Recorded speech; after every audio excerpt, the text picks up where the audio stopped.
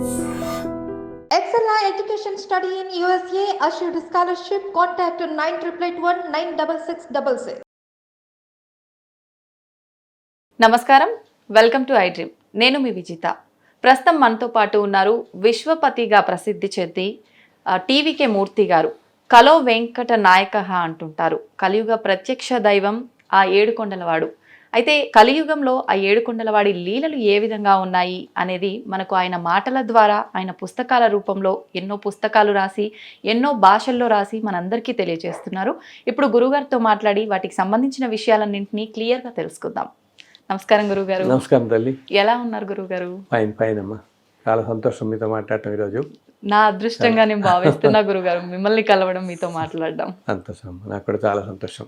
గురుగారు, అసలు భగవంతుడు ఉన్నాడు లేడు అని వాదించే వాళ్ళు ఉన్నారు.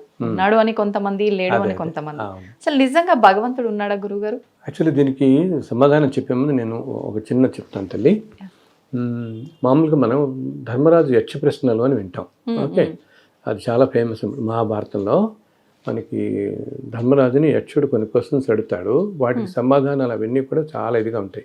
ఓకే, అంటే ఇప్పుడు అన్నిటికంటే వేగమైంది ఏమిటి, ఇట్లా ఉంటాయి అన్నమాట. ఓకే, మనస్సు ఇట్లా. దాంట్లో చాలా విశిష్టమైన క్వశ్చన్ ఒకటి అంటారు దాంట్లో. అలా అడిగిన ప్రశ్నలు అన్నింటిలో కూడా అదేంటంటే, దాన్ని యక్షుడు అంటాడు, ఈ ప్రపంచంలో అన్నిటికంటే విచిత్రమైంది అసలు ఏమిటి అని. సో దాని ధర్మరాజు చెప్తాడు, అన్నిటికంటే విచిత్రమైంది ప్రతి మనిషి ఓకే తన చుట్టూ ఉన్న వాళ్ళు ఎంతో మంది వెళ్ళిపోతున్నా తాను మాత్రం పర్మనెంట్గా ఇక్కడ ఉండిపోతాను అనుకుంటాడు. ఓకే, కంటి ఎదురకుండా ఎన్నో చూస్తున్నా కూడా తానేదో ఇక్కడే పర్మనెంట్గా ఈ భూమి మీద ఉండిపోతాడు అనుకుంటుంటాడు. అంతకు మించి విచిత్రమైంది ఇంకోటి లేదు అంటాడు. అలా నాకు దాంతోపాటు నిజంగా భగవంతుడు ఉన్నాడా లేదా అనే క్వశ్చన్ కూడా విచిత్రం అనిపిస్తుంది, అంత విచిత్రంగాను. ఎందుకంటే తల్లి, ఇప్పుడు మనం ఒక్కసారి ఆకాశం చూసాం అనుకో, ఓకే, సూర్యుడు, చంద్రుడు, నక్షత్రాలు, ఎన్ని అసలు నక్షత్రాలు ఏంటంటే కొన్ని కోట్ల నక్షత్రాలు. మనకి కనపడేది ఏంటంటే తల్లి, ఈ కాస్మాస్ మొత్తం యూనివర్స్లో ఒక సైడే మనం చూస్తాం. ఓకే, అసలు ఆల్మోస్ట్ ఒక 1/7 ఇది అంటారు. మిగతా అసలు మనకు తెలియని కూడా కనపడదు అనమాట. ఇంత యూనివర్స్లో మనం చదువుతాం కదా, ప్లానెట్స్ ఈ కక్షల్లో తిరుగుతుంటాయి, భూమి, చంద్రుడు, సూర్యుడు, ఇవన్నీ కూడా కదా. సో సూర్యుడు చుట్టూ ఇవన్నీ మనం చదువుతుంటాం కదా. ఇన్ని స్టార్స్ కానీ, ఈ నక్షత్రాలు, సన్ను, మూను, మన భూమి, ఇవన్నీ కూడా ఇన్ని కోట్ల సంవత్సరాలుగా ఇంత పక్క కూడా జరగకుండా తిరుగుతున్నాయి కదా. ఏది మరి, ఏ శక్తి వీటిని ఇలా కాపాడుతుంది, ఇలా ఉంచుతుంది? అసలు వీటన్నిటికీ మూలమైన శక్తి ఏదో ఉండబట్టే ఇప్పుడు మనం ఇక్కడ కూర్చుని సన్ కొంచెం టెంపరేచర్స్ లాగానే పెరిగింది, వేడి అనుకుంటాం. అటువంటిది సన్ కనుక కొంచెం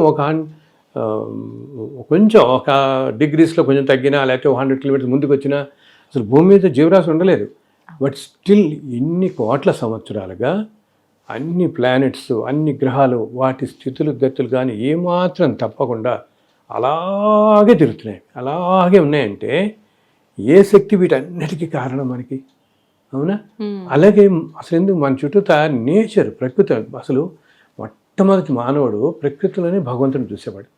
అందుకని మన భారతీయ సాంప్రదాయాలు ఏంటి, మనం చెట్లని పూజిస్తాం, అన్నిటిని పూజిస్తాం కదా. ఇప్పటికీ కూడా ప్రతిదీ చెట్లు, ఎందుకు యానిమల్స్, పక్షులు, బర్డ్స్, ఒక్కొక్క పక్షిని ఒక్కొక్క దేవతకి వాహనంగా అనుకుంటాం ఇట్లా. సో ఈ మన సాంప్రదాయమే అలాగా. పక్షులు కానీ, జంతువులు కానీ అనుకోవటం, మొక్కలు, పర్వతాల మీద ఉండే ఆలయాలు, ఇవన్నీ కూడా అంటే మన సాంప్రదాయమే అలా వస్తుంది. సో భగవంతుడు అనేది లేకపోతే అసలు మీరు చూడండి, ఒకప్పుడు బయటకు వెళ్ళి చూస్తే చిన్న బర్డ్స్ ఉంటాయి, ఎంత కలర్ఫుల్గా ఉంటాయి. నేచర్లో అసలు ఇన్ని రంగులు, ఇంత జీవరాశి ఇలా ఉందంటే భగవంతుడు లేకుండా సాధ్యపడుతుంది ఇదంతా. ఎంతో శక్తి. సైన్స్కి ఏంటంటే ఒక లిమిట్. ఇప్పుడు మనం సైన్స్తో మన వాళ్ళందరూ ఈ చంద్రగ్రహణం, సూర్యగ్రహణం ఇవన్నీ క్యాలిక్యులేట్ చెప్తున్నామే. మరి లక్షల సంవత్సరాల క్రితమే ఎప్పుడో ఏ కంప్యూటర్ లేని కాలంలోనే మన వాళ్ళందరూ చెప్పేవాళ్ళు కదా, ఫలానా రోజు వస్తుంది, ఫలానా రోజు. అసలేంటి సూర్యోదయం ఎప్పుడు, సూర్యాస్తమయం ఎప్పుడు, టైమింగ్స్తో సహా చెప్పగలిగేవాళ్ళు. అంత గొప్ప శాస్త్రాలు ఇవన్నీ అనమాట. అండ్ భగవంతుడు ఉనికి మనం అసలు మన లైఫ్ చుట్టూతా ఎంతో డైవర్జ్గా చూస్తాం లైఫ్ కూడా కదా. అంటే చూడు, నువ్వు ఏదో బ్రహ్మాండంగా చదువుకుని ఒక లైన్లో బాగా పైకి వద్దాం అనుకున్న మనిషి ఇంకో లైన్లో వెళ్ళిపోతాడు, ఆ లైన్లో పైకి వస్తాడు అవును కదా. అవును గురువు. అండ్ ఇలా ఎంతో డెవలప్. కొంతమంది ఏమో నేను అసలు ఇండియా దాటి వెళ్ళను, లైఫ్ లాంగ్ ఇండియాలో ఉంటాం అంటున్నాడు, వాడు ఇప్పుడు అమెరికాలో సెటిల్ అయిపోతున్నాడు వెళ్ళిపోయి. అలా ఇలా ఎంతెంత డైవర్జ్ ఉందంటే, అండ్ మనుషుల ఆలోచనలు, మన ప్రభావం, అందరు మనుషులు ఒక తీరులో ఆలోచించారు కూడా కదా. సో ఇవన్నీ కూడా ఏంటంటే ఇది ఒక సుప్రీం పవర్. ఆ సుప్రీం పవర్ని ఒక్కొక్క రిలీజియన్లో ఒక్కొక్క పేరు పెట్టుకుంటారు వాళ్ళు. But there is some power which is controlling all this universe. అసలు లేకపోతే మనం ఇన్స్టెంట్గా, నువ్వు ఆలోచించి ఇన్స్టెంట్గా చంద్రుడు ఒక స్టార్ వెళ్ళిపోయి ఇంకో స్టార్ని తగిలింది అనుకో, వెళ్ళి కొట్టుకుంది అనుకో, అసలు నథింగ్ విల్ బి దేర్. ఆ స్టార్ వచ్చేసి మూన్ కొట్టుకున్నాం, ఏదైనా సన్ కొంచెం ముందుకు జరిగినా, ఏది ఎక్కడికి లేకుండా పర్ఫెక్ట్ పొజిషన్స్లో అన్ని కక్షలు ఉన్నాయంటే ఎంత సుప్రీం శక్తి అయి ఉండాలి అది కాపాడుతుంది. సో దాన్ని మనం భగవంతుడు అంటాం. అది సో ఏంటంటే ఏ రూపం లేని ఒక స్వరూపాన్ని ఊహించుకుని ధ్యానం చేయడం మనుషులకు కష్టం కాబట్టి అది ఒక్కొక్క దానికి ఒక్కొక్క రకాల సృష్టి స్థితి లయకారకుల్లాగా రకరకాల కార్యక్రమాల్లో రకరకాల రూపాల్లో మనం ఆరాధన చేస్తున్నాం. ఒక విగ్రహం అనేది ఉంటే కానీ మనకి ఆ కాన్సన్ట్రేషన్ రాదు కదా ఆరాధించడానికి మనకి. సో ఈ రూపంలో ఉంటారు అనుకుని చెప్పి మనం ఆరాధిస్తున్నాం. బట్ పవర్ అనేది ఉంది, దట్ ఈస్ ది. అందుకని మహానుభావులు ఏం చెప్పేటప్పుడు ఏమంటారు, అన్నిటికీ మించిన సుప్రీం ఫోర్స్ గైడ్ చేస్తుంది ఈ యూనివర్స్ మొత్తాన్ని, ఇట్లా ఉంచింది ఇలా ఉంటుంది. భగవంతుడు అనేవాడు ఉన్నాడు తప్పకుండా. వేరు వేరు రూపాల్లో ఉన్న భగవంతుడు ఒక్కడే అంటారా గురుగారు? అసలు సుప్రీం ఫోర్స్ అనేది మాత్రం సృష్టి మొత్తానికి కారణమైన సుప్రీం ఫోర్స్ మాత్రం ఒకటే ఫోర్స్. ఆ ఫోర్స్ యొక్క రకరకాల రూపాలే ఇవన్నీ మన దేవతలు అందరూ, మన దేవతలు అందరూ కూడా ఆ శక్తి యొక్క రూపాలు అన్నమాట. అయితే గురుగారు, ఇప్పుడు గ్రహాల స్థితిగతులు భగవంతుని ఆజ్ఞ ప్రకారంగా భగవంతుడు నడిపిస్తే నడుస్తున్నాయి. సేమ్ అలాగే మనమందరం కూడా కదా తను నడిపించినట్టుగానే నడుస్తున్నాం కదా. అయితే భగవంతుని ఎందుకు ప్రార్థించాలి గురుగారు? ముందే డిసైడ్ అయిపోయి ఉంటుంది కదా. రైట్ మీరు కరెక్టే. సి భగవంతుడు ఒక విషయం తల్లి, భగవంతుడు ఏంటంటే ఎవరికి కూడా మనకి అటు భోగ భాగ్యాలని ఇచ్చేయడు, కష్టాలు పెట్టాడు. ఇదంతా మనం తెచ్చుకున్నదే. ఇప్పుడు మనం కొన్ని కోట్ల జన్మల నుంచి వస్తూ ఉంటాం మన ట్రావెల్లో. ఇన్ని కోట్ల జన్మల్లో ఏ జన్మలో ఏమున్నామో ఏం చేస్తామో మనకి తెలియదు కదా. సో వాటన్ని పాప పుణ్యాల ఫలితం ఈ జన్మ నడుస్తూ ఉంటుంది. అందుకని మనం ఇందాక చెప్పినట్టుగా నీకు ఇంత డైవర్జెంట్గా కనపడుతుంది. ఏంటి మనం అనుకుంటే, ఏంటి మనం ఇంత ధర్మంగా ఉన్నాం, చిన్నప్పటి నుంచి అందరికి సహాయం చేస్తున్నాం, అయినా మనం ఎందుకు కష్టాలు పడుతున్నాం, ఈ కష్టం నాకు ఎందుకు రావాలి అనుకుంటాం. అలాగే ఎట్ ద సేమ్ టైం సొసైటీలో మనం చూస్తుంటాం కదా, ఏంటి వీళ్ళు ఇంత క్రైమ్ చేస్తారు, ఇంత క్రిమినల్స్లా ఉంటారు, వీళ్ళ జీవితం బ్రహ్మాండం గడుస్తుంది, ఇన్ని కోట్లలో ఉన్నారు, న్యాచురల్ కదా ఇవన్నీ. మంచి చేసే వాళ్ళకి మంచి జరగదు, చెడు దారిలో వెళ్ళే వాళ్ళకి మంచి జరుగుతుంది అని కొన్ని చూస్తూ ఉంటాం. ఇవన్నీ కూడా కదా అన్యాయం చేస్తూ ఇలా అయినా మంచి అనుభవిస్తూ ఉండటం, ఇవన్నీ ఎందుకు అంటే ఇంతకుముందు మనం జన్మల్లో పోగు చేసుకున్న దాంట్లో అలా అన్యాయం చేస్తున్న మనిషి బహుశా ఇంతకుముందు 300-400 జన్మలో ఎంతో పుణ్యం చేసి ఉంటాడు. ఓకే, అదంతా ఇప్పుడు అనుభవిస్తున్నాడు. కానీ దానివల్ల ఇంత భోగభాగ్యాలు కదా అని వచ్చాయి కదా అని అనుభవించి అన్యాయం చేస్తే యాక్చువల్గా తల్లి ఏదన్నా మంచి ఒక విలాసవంతమైన జీవితం కానీ శుభప్రదంగా లైఫ్ చక్కగా సాగిపోవడానికి ఒక జీవితం మొత్తం ఏ ప్రాబ్లం లేకుండా మనిషికి తెలిసిపోకుండా గడిచిపోతుంది. దాంతోపాటు కలియుగం అంటే ధనం కదా, అందరికీ ధనం కూడా ఉంటూ వాళ్ళకి అన్నీ వచ్చాయంటే వాడు ఇంతకుముందు ఎన్నో జన్మల్లో ఎంతో పుణ్యం చేసుకున్నాడు అనమాట. మనిషి 400-500 జన్మల్లో పుణ్యం చేసుకోబట్టి. కానీ ఆ పుణ్యఫలంగా ఆ మనిషి అన్ని మంచితనంగా చక్కగా జీవితం శుభంగా గడుస్తూ ఉంటుంది. కానీ గడుస్తోంది కదా, నాకు అన్నీ ఉన్నాయి కదా అని అహంకారం వచ్చి గనక ఏదైనా అన్యాయాలు కానీ అక్రమాలు కానీ చేస్తే ఇంకా తర్వాత కొన్ని 100 జన్మలు ఇట్లా చేసిన వాళ్ళు ఏమవుతారు తెలుసా, కొన్ని 100 జన్మలు వైల్డ్లోకి వెళ్ళిపోతూ ఉంటాం, అంటే జంతు ప్రపంచంలో వెళ్ళిపోతారు వీళ్ళు. ఇంకా మానవ జన్మ కూడా రాదు ఇప్పుడప్పుడే, మానవ జన్మలో కూడా రాదు. ఇంత అన్యాయాలు చేసేవాళ్ళు కనుక విపరీతంగా అన్యాయం ఇప్పుడు చేస్తున్నప్పుడు అనుకోవచ్చు, నాకేముంది, నన్ను ఎవరేం చేస్తారు మనకి అనుకుంటాం. కానీ వీటన్ని ఈ రోజు నువ్వు ఇంత భాగ్యం అనిపిస్తున్నావు అంటే ఎంతో జన్మలో చేసుకున్న పుణ్యమే కదా. ఆ పుణ్యఫలం అంతా నువ్వు అనుభవించబట్టే నీకు ఏ క్వాలిఫికేషన్ లేకపోయినా, కొంతమంది చూడు నీకు ఏ చదువులో ఏ క్వాలిఫికేషన్ ఉండదు, ఏమి విజ్డమ్ ఉండదు, నాలెడ్జ్ ఉండదు, సబ్జెక్ట్ ఉండదు, తెలివి ఏముండవు నీకు, ఏముండకపోయినా నీకు అనుకోకుండా రకరకాల రీతుల్లో కొన్ని వేల కోట్ల డబ్బులు వచ్చేసి పడుతుంటాయి. అవును ఓకే, ఇదంతా ఎందుకు? ఎంతో పుణ్యం చేసుకోబట్టి వచ్చింది కదా. మరి ఆ టైంలో మనకి ఈ మనిషికి గ్రహించాలి, నేను ఇలాగే ఇలా పుణ్యం చేసుకోవాలి తెచ్చుకున్నాను, ఈ జన్మలో కనుక ఇన్ని పాపాలు చేస్తే రేపొద్దు ఇదంతా అనుభవించాలిగా మళ్ళీ. అవును, ఇప్పుడు ఎంత హయ్యెస్ట్ అనుభవిస్తున్నాడో పాపంలో కూడా అంత హయ్యెస్ట్ అనుభవించాల్సి వస్తుంది నిజమే కదా. అవును సో అంత అన్యాయాలు చేసేవాళ్ళు మామూలు వాళ్ళందరికీ ఏమవుతుందంటేనేమో మనం చేసుకున్న పుణ్య పాపాలు, ఇప్పుడు కలియుగం అంటాం మనం, కలియుగం స్టార్ట్ అయ్యి ఇప్పటికి 5120 సంవత్సరాలు ఏదో దగ్గర దగ్గర. మనం చదివి 2024 ఇది ఇంగ్లీష్ క్యాలెండర్ ప్రకారం. ఓకే, సో కలియుగం ముందు ద్వాపరయుగం, కృష్ణుడు మహాభారతం చదువుతాం కదా మనం, అవును గురుగారు. కృష్ణావతారం సమాప్తైన క్షణంలో కలియుగం స్టార్ట్ అయిపోయినట్టు. ఓకే, సో ఈ కలియుగం స్పాన్ వచ్చేసి 4,32,000 సంవత్సరాలు ఈ స్పాన్. మనం బిగినింగ్ ఆఫ్ ద బిగినింగ్లో ఉన్నాం. 5,120 అంటే అసలు 10,000 కూడా రాలేదు, ఇంకా ఇంకా ఇంకా బిగినింగ్లో చాలా ఉంది. దీని వెనకాలకి వెళ్ళామనుకో, వెనకాల ఏంటి? ద్వాపరయుగం అంటాం. ద్వాపరయుగం దీనికి డబల్ అనమాట, అంటే 8,64,000 సంవత్సరాలు. సో ఇంత వాటిల్లో మనం ఎన్నెన్ని జన్మలు ఎత్తుంటాం కదా, ఎన్నో వేల కోట్ల జన్మలు ఎత్తుకుంటూ ఇలా వస్తాం. ఏ జన్మలో ఉన్న ఏదో రుణాన్ని బట్టి మనం ఒకరి ఇంట్లో పుట్టడం, ఒక తల్లి తండ్రి కొడుకు వీళ్ళంతా అవటం. సో ఈ జన్మల్లో చేసుకున్న పుణ్యం వల్లనే ఇంతకుముందు జన్మల్లో చేసుకుని ఈ జన్మలో మనం అనుభవిస్తూ, మనం చేసుకున్న పుణ్యానికి మనకి హాయిగా మనుపట్ల తినడానికి తిండి, భోజనం, ఈ కట్టుకోవడానికి మంచి బట్టలు ఇవన్నీ వస్తాయి. వేరే పాపం చేస్తుంటాం కదా, దానికి ప్యారల్గా ఏదో అనారోగ్యాలు, ఏవో డిసప్పాయింట్మెంట్లు, మనకి ఏదో అనుకుంటాం అది కుదరకపోవచ్చు, ఈ పని అవ్వకపోవచ్చు, ఏవో కష్టాలు ప్యారలల్గా రెండూ నడుస్తాయి మనుషులందరికీ. రెండు వెళ్తూ ఉంటాయి ప్రతి జన్మలోనూ కూడా.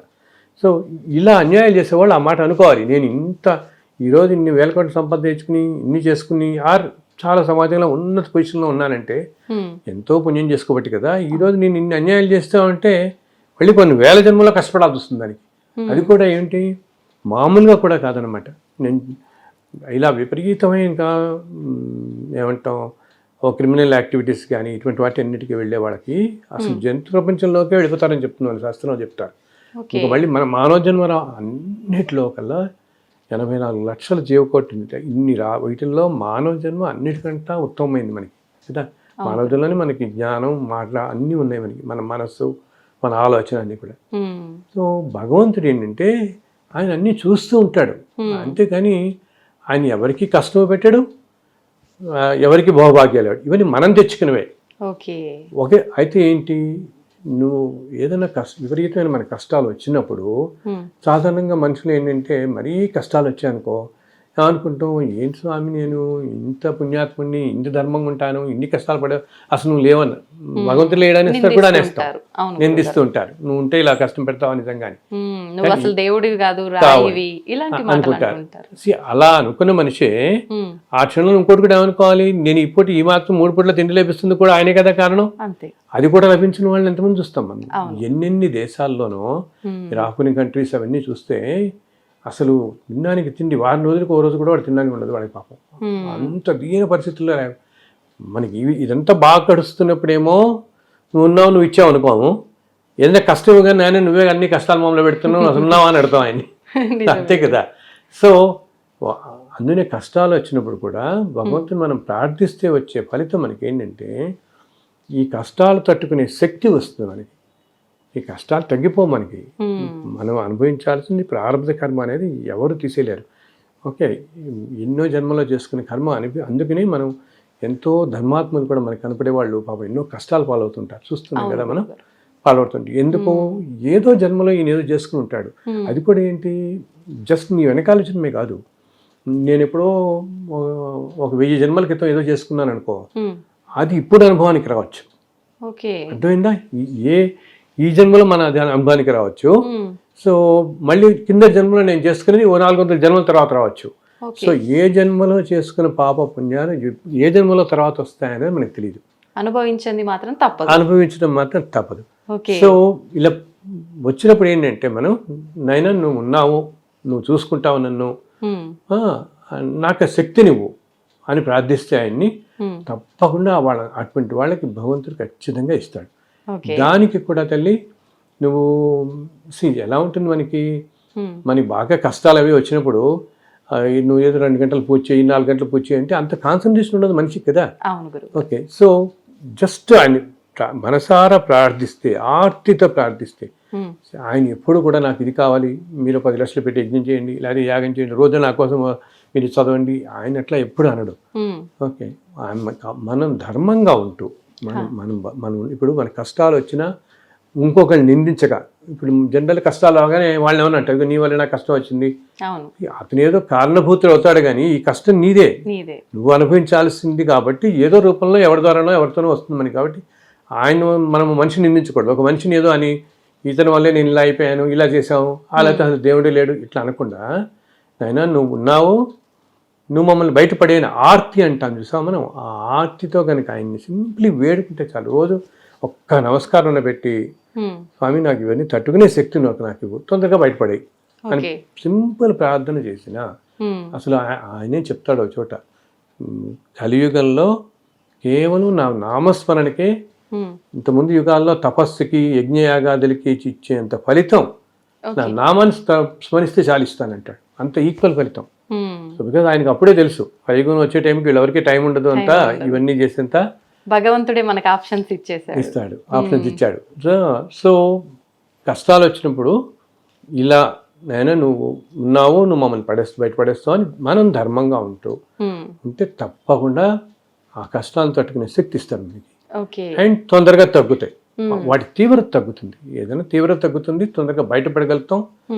అండ్ అదే భగవద్ అనుగ్రహం సంపాదించడం అంటే, భగవద్ అనుగ్రహం కావాలి మనకి కష్టాలు ఉన్నప్పుడు అంటే ఆయన వేడుకోవటం అన్నమాట, మనసారా వేడుకోవటమే. వేడుకుంటూ మనం ధర్మంగా ఉండాలి. మనం గబుక్కుని మనకి ఇలా చేయండి కదా అని మనం కొంతమంది చాలా మంది ఏంటంటే జనరల్ మనుషుల నేచర్ ఎట్లా ఉంటుందంటే, మనకి ఏదైనా కష్టం కలగానే వాళ్ళు వీడికి ఎందుకు కష్టం కలగకూడదు అనుకుంటాడు ఇంకోటికి. It is natural human tendency కదా. అటువంటి వాటికి వెళ్ళకుండా అన్నిటిని సమ్మెనంతో తీసుకుంటూ మనం ధర్మంగా ఉంటూ ఏదో పూర్వజన్మలో చేసుకొని నేను ఇప్పుడు అనుభవిస్తున్నాను, స్వామి తట్టుకునే శక్తి నాకు ఇవ్వు అంటే తప్పకుండా ఇస్తాడు. బికాస్ నేను అందరితో చెప్తాను, he's the kindest of all అంట. ఓకే, భగవంతుడు.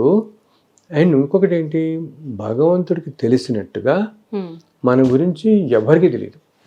మన తల్లిదండ్రులకి, ఎందుకు మన పిల్లలకి కానీ, మన భార్యకో భర్తకో ఎవ్వరికి కూడా రియల్గా మనం ఏమిటి, ఒక విషయంలో, ఒక సంఘటనలో, ఒక ఆలోచనలో మన ఆలోచన ఏమిటి అన్నది మన భగవంతుని మాత్రం తెలుస్తుంది కదా.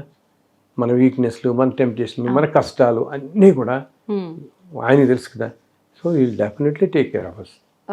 తప్పకుండా ఆయన తెలిసినట్టు ఎవరు మనం అనుకుంటాం అనమాట, అయ్యో నీకేం తెలుసు, నువ్వు ఎక్కడో కూర్చున్నావు అని. ఆయన ఇక్కడ కూడా ఉన్నాడు, వెళ్ళాడు ఆ చుట్టూతా. అసలు అన్ని చోట్ల అసలు విష్ణువు అంటేనే అర్థం సర్వవ్యాపకుడు అని అర్థం, అన్ని చోట్ల వ్యాపించి ఉన్నవాడే అనమాట. అందుని మనం అంటుంటాం చూడండి, ఎక్కడ కూర్చొని తలుచుకున్నా, ఇప్పుడు ప్రహ్లాదుడు వీళ్ళందరినీ ఎలా రక్షించాడు ఆయన, ఎక్కడెక్కడ ఉన్నా ఆయన ఎదుర్కొంటారు లేడు కదా. అప్పటికప్పుడు ఎక్కడన్నా అన్ని చోట్ల ఉంటాడు ఆయన. ప్రతి మనం మాట్లాడే ప్రతి మాట, ప్రతి ఆలోచన ఆయన స్వామివారు ఉంటూనే ఉంటాడు.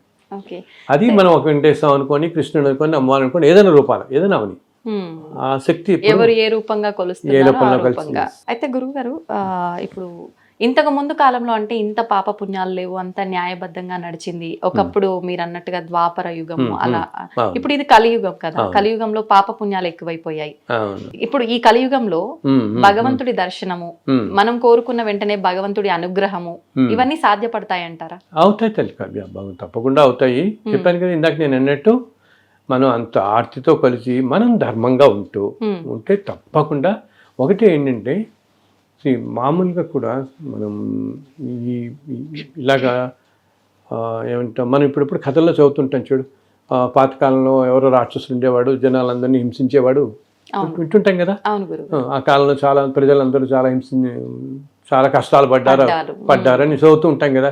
అలా ఎందుకు, మన హిస్టరీ బుక్స్ లోనే కొంచెం వెనకెళ్తే 400 ఏళ్ళు 500 ఏళ్ళ క్రితం ఎవరో రాజు పరిపాలించాడు, అప్పుడంతా దేశం అంతా చాలా దారుణంగా ఉండేది, దండయాత్రలు జరిగాయి, ఇలా జరిగాయి, అవన్నీ వింటుంటాం కదా రకరకాల. లేకపోతే ఆ పరిపాలించిన రాజు చాలా దుష్టుడు, ఇట్లా వింటుంటాం కదా. సో ఏంటంటే ధర్మం కూడా ఈ సైకిల్లో లైఫ్ ఇలా పెడుతున్నప్పుడు కొంచెం ఒక్కోసారి చాలా తగ్గిపోతూ ఉంటుంది. ఎప్పుడైతే ధర్మం అనేది బయట జనరల్ సొసైటీలో నీకు తగ్గుతూ వస్తుందో అప్పుడు ఏమవుతుందంటే మనుషులందరూ ఇందాక నేను చెప్పాను చూడు, పాత జన్మల్లో మనం అన్ని పడుతూ ఉంటామని. అవును. ఓకే, మామూలు సామాన్యం వాళ్ళందరికీ కూడా ధర్మం తగ్గిపోయినప్పుడు టూ థింగ్స్ అవుతాయి ఇప్పుడు ప్రపంచంలో. ఏంటి, జనంలో కనుక ధర్మం బాగా తగ్గిపోయి ఇప్పుడు చూస్తున్నాం మనం. ఒకప్పుడు ఏదో కొంతమంది అధికారులు కానీ ఎవరన్నా అక్కడక్కడ చాలా అధర్మంగా ఉన్నారని మనం చూసేవాళ్ళం. వేరే ఇప్పుడు అన్ని సంస్థల్లోనూ అన్ని స్పియర్స్ ఆఫ్ లైఫ్లోనూ వచ్చేసింది కదా అధర్మం అనేది. మంచి వాళ్ళనే వెతకడం కష్టమైపోయింది. అన్ని చోట్ల అన్యాయం, ఇది అదొక రూల్ ఆఫ్ ద డే లాగా అయిపోయింది పూర్తిగా. అది ప్రతి చోట ఎందుకు ప్రతి వాళ్ళకి తాపత్రయం, ఏదో మనం ఇక్కడ ఉండిపోదాం, ఏదో అన్ని చోట ఇంకో 1000 ఇక్కడ ఉండిపోతాం అనుకుంటారు ప్రతి మనిషి. ఇంకో 1000 ఇక్కడ ఉండిపోదాం కాబట్టి అందులో 10,000 కూడా సంపాదించేయాలని. వాళ్ళు ఉండేది 60-70 ఏళ్ళ జీవితానికి ఏమిటి. అండ్ ఇంత తాపత్రయం నేను అందరితో చెప్తాను, ఎందుకంటే ఇంత తాపత్రయ పెడతారు మీరు 200 కోట్లు 300 కోట్లు అని. మీరు ఇంత తాపత్రయ పడిన తర్వాత నెక్స్ట్ మీ జనరేషన్లో ఏదో 4వ జనరేషన్లో వచ్చేవాడు ఇది మొత్తం క్లియర్ చేసేస్తాడు. వీడు ఇంత కష్టపడి ఇంత అన్యాయాలు చేసి సంపాదించిన డబ్బు అనేది ఎందుకు ఏం చూసుకోడు కదా. ఇంకా దానివల్ల లేని పని పాపం మూడు కట్టుకుని నెక్స్ట్ జనరేషన్స్ పెడుతుంది ఆ పాపం. అంతే కదా, పిల్లలు నెక్స్ట్ జనరేషన్స్ వాళ్ళకి ఈ పాప ఫలితం అంతా పడుతుంది అనవసరంగా.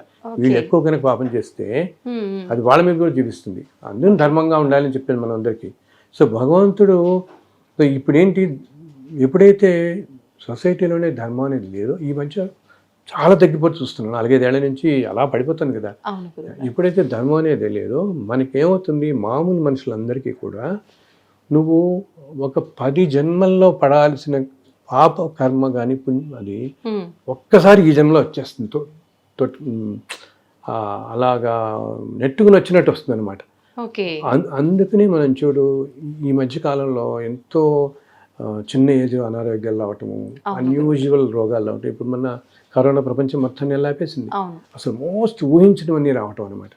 ఇదంతా ఎందుకు జరుగుతుంది, ధర్మం లేనప్పుడు నేచర్ సరిగా ఉండదు, డిస్టర్బ్ అయిపోతుంది నేచరు, అస్సలు డిస్టర్బ్ అయిపోయి నేచరు. రెండోది మనము అనుభవించాల్సిన పాపుణ్యాలు ఉంటాయి, ఇవన్నీ కూడా ఒక 10 జన్మలు 20 జన్మలు అనుభవించాల్సింది ఇప్పుడు వచ్చేస్తుంది మనకి, ఒక్కసారి వచ్చి పడుతుంది. అక్కడితో మనుషులు అందుకని ఈ రోజుల్లో ఇంత కష్టాలు పడుతున్నారు. ప్రస్తుతం సొసైటీలో చూస్తే ఏ ఫీల్డ్లో ఉన్నా చూడు నువ్వు, ఎంతో మంచిగా ఉన్న వాళ్ళు కూడా కష్టాలు పడుతున్నారు. చూస్తున్నాం కదా మనం చాలా మందిని. బికాస్ నేను చెప్పాను, ఇప్పుడు నువ్వు ఒక జన్మలో పడుతుంటే ఓకే కొన్నాళ్ళు పడతావు అనుకుంటావు, 10 జన్మల్లో ఒకేసారి తోసుకొస్తే ఇంకా కష్టమే అన్నట్టుగా కోలుకోలేని అటువంటి కష్టాలు చూస్తున్నాం మనం. మన చుట్టుపక్కల మన కొలీగ్స్లో కానీ మన తెలిసిన వాళ్ళలో కానీ ఏంటి ఇన్ని కష్టాలు వచ్చిపడ్డాయి మనిషి కానీ. ఎందుకు బయట ధర్మమే లేనప్పుడు ఇలా వస్తుంది. సో ఇటువంటిప్పుడు మనం చేయాల్సిందల్లా ఆయన మళ్ళీ కాలు పట్టుకోవటం అండ్ మనకు తోచినంతలో మనం ధర్మంగా ఉంటూ మనమే అన్యాయం చేయకుండా దగ్గర వాళ్ళు సహాయం చేస్తూ చాలు. ఎప్పుడు భగవంతుడు అన్నిటికంటే సంతోషించే తల్లి, తోటి మనిషికి సహాయం చేస్తే ఆయన సంతోషించినట్టు ఇంకెవరు సంతోషించరు. నీ పక్క మనిషికి నీకు తోచినంత సహాయం అనేది డబ్బే ఇవ్వక్కర్లేదు. ఏదైనా కష్టాలు ఉన్నప్పుడు నాకు మంచి మాటలు చెప్పచ్చు, వాళ్ళకి కొంచెం సాంత్వన కలిగేలా చేయొచ్చు, నీకు తోచిన దాంట్లో నువ్వు చిన్న సహాయం చేయొచ్చు. బికాజ్ ఒక మనిషి అందుకని మనం అంటారు, మన వాళ్ళందరూ చిన్నప్పటి నుంచి మానవ సేవ అంటారు చూడు. బికాజ్ ప్రతి మనిషిలోనూ మాధుడు ఉంటాడు కదా, భగవంతుడు ఉంటాడు కాబట్టి అట్లా. సో ఆయన వేడుకుంటే ఆ తట్టుకునే శక్తి మనకు వస్తుంది అనమాట. గురుగారు, ధర్మం అంటున్నాం కదా, నిజంగా ధర్మం అంటే ఏంటి? ధర్మ మార్గంలో నడవాలంటే మనం ఏం చేయాల్సి ఉంటుంది? అందరూ అనుకుంటారు తల్లి ధర్మం అంటే అది చాలా కష్టం, అమ్మో వీళ్ళంతా చాలా పెద్ద పెద్ద వాళ్ళందరూ చెప్తారు ధర్మం అని చెప్పి తెల్లారులేస్తే ప్రవచనాల్లో చెప్తారు, మహానుభావులు ఎంతో ధర్మంగా ఉండండి అంటారు. అమ్మో ఇది మనంటే వాళ్ళకి సాధ్యపడుతుంది.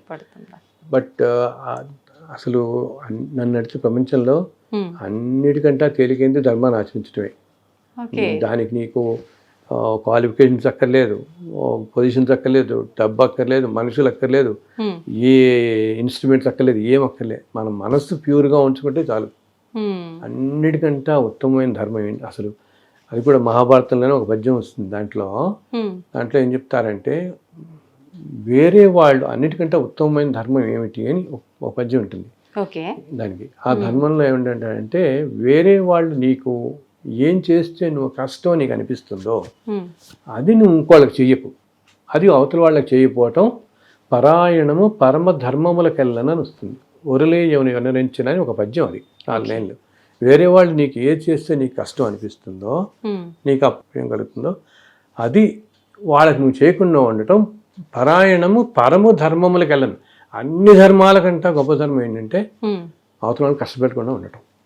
సో సింపుల్, మనంతా అంటే సింపుల్ లివింగ్ అని, హంబుల్ లివింగ్ అని, సింపుల్ ఏదొచ్చినా ఇది నేను గొప్ప, నేను చేశాను, నేను ఏదో సాధించడం వల్ల నాకు ఈ పదవి వచ్చింది, నాకు ఇంత డబ్బులు వచ్చాయి, ఇంత పేరు వచ్చింది, ఇన్ని వచ్చింది. నేను అనే అహంకారం మనిషిని ఎక్కడికైనా డౌన్ చేసేస్తుంది మనిషిని. అది లేకుండా మనకి తోచినంతలో, మనకి వీలునంతలో పక్క మనిషికి సహాయం చేస్తూ ఇప్పుడు నేను చెప్తానమ్మా, ఇప్పుడు ఏదో పెద్ద ఆర్గనైజేషన్ ఉంటుంది, వాళ్ళకి ఏదో మన వాళ్ళు చెప్తుంటారు ఏదైనా డొనేట్ చేయండి వాటికి. అలా ఎక్కడో వాటికంటే కూడా మీ కంటి ఎదురకుండా కనపడే వాళ్ళకి, ఇప్పుడు మన ఇంట్లో పని వాళ్ళు ఉంటారు, మన దగ్గర పని చేసే వాళ్ళు ఉంటారు, మన డ్రైవర్లు ఉంటారు, చిన్న చిన్న వాళ్ళు ఉంటారు, చిన్న అందరూ ఒకళ్ళే కదా. నేను అందరితో ఒకటేంట, నేను వాళ్ళు 2 కాళ్ళు 2 చేతులు కళ్ళు మలానే పుట్టారు.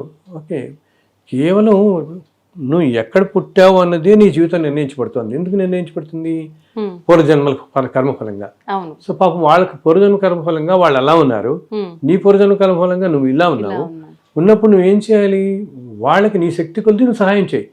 బికాస్ రేపు పొద్దున్న నువ్వు ఇంతకంటే అధీనంగా వెళ్ళొచ్చు. వాళ్ళని చూసి నువ్వు అనుకో జాలిపడుతున్నావు, కానీ ఇంతకంటే అధీన పరిస్థితిలో ముందుకెళ్తావేమో, ఇంతకుముందు జన్మల్లో ఆరు వెనక జన్మల్లో ఉన్నావో, ముందు ఇంకా వెళ్ళొచ్చు. అందుకని మనకున్న దాంట్లో తోటి మనిషికి కనుక మన దగ్గర వాళ్ళకి, ఎక్కడో అక్కడ మన దగ్గర వాళ్ళకి సహాయం చేస్తే అది కాపాడినంత ఏది కాపాడదమ్మా. నేను ఇన్ని 15-20 సంవత్సరాల ఈ ట్రావెల్లో ఎంతో మందిని నేను చూశాను. వాళ్ళందరి జీవితాల్లో ఇలాగా ఏదైనా కష్టాలు వచ్చినా తట్టుకునే శక్తి కానీ అవన్నీ కూడా కేవలం వాళ్ళు ధర్మంగా ఉండి ఏమి వాళ్ళకి తోచినంత నలుగురికి సహాయం చేసి, అయ్యో నాకు ఇలా కష్టం వచ్చింది అని కుంగిపోకుండా మనుషులు అప్పటి కష్టంలో ఉండి కూడా అవతల వాళ్ళకి సహాయపడటం. అంత కష్టంలో పడుతూ కూడా వాళ్ళ తోచినంతలో వాళ్ళు పడుతూ, అండ్ ఈ కష్టాలు ఇంకోళ్ళు నిందించకుండా గబుక్కుని సాధారణంగా చేసేది అందరూ. జనరల్ గా 99% మనకి ఏదైనా కష్టం రాగా నాకు వీడే కారణం ఈ కష్టాలు అనుకుంటాం.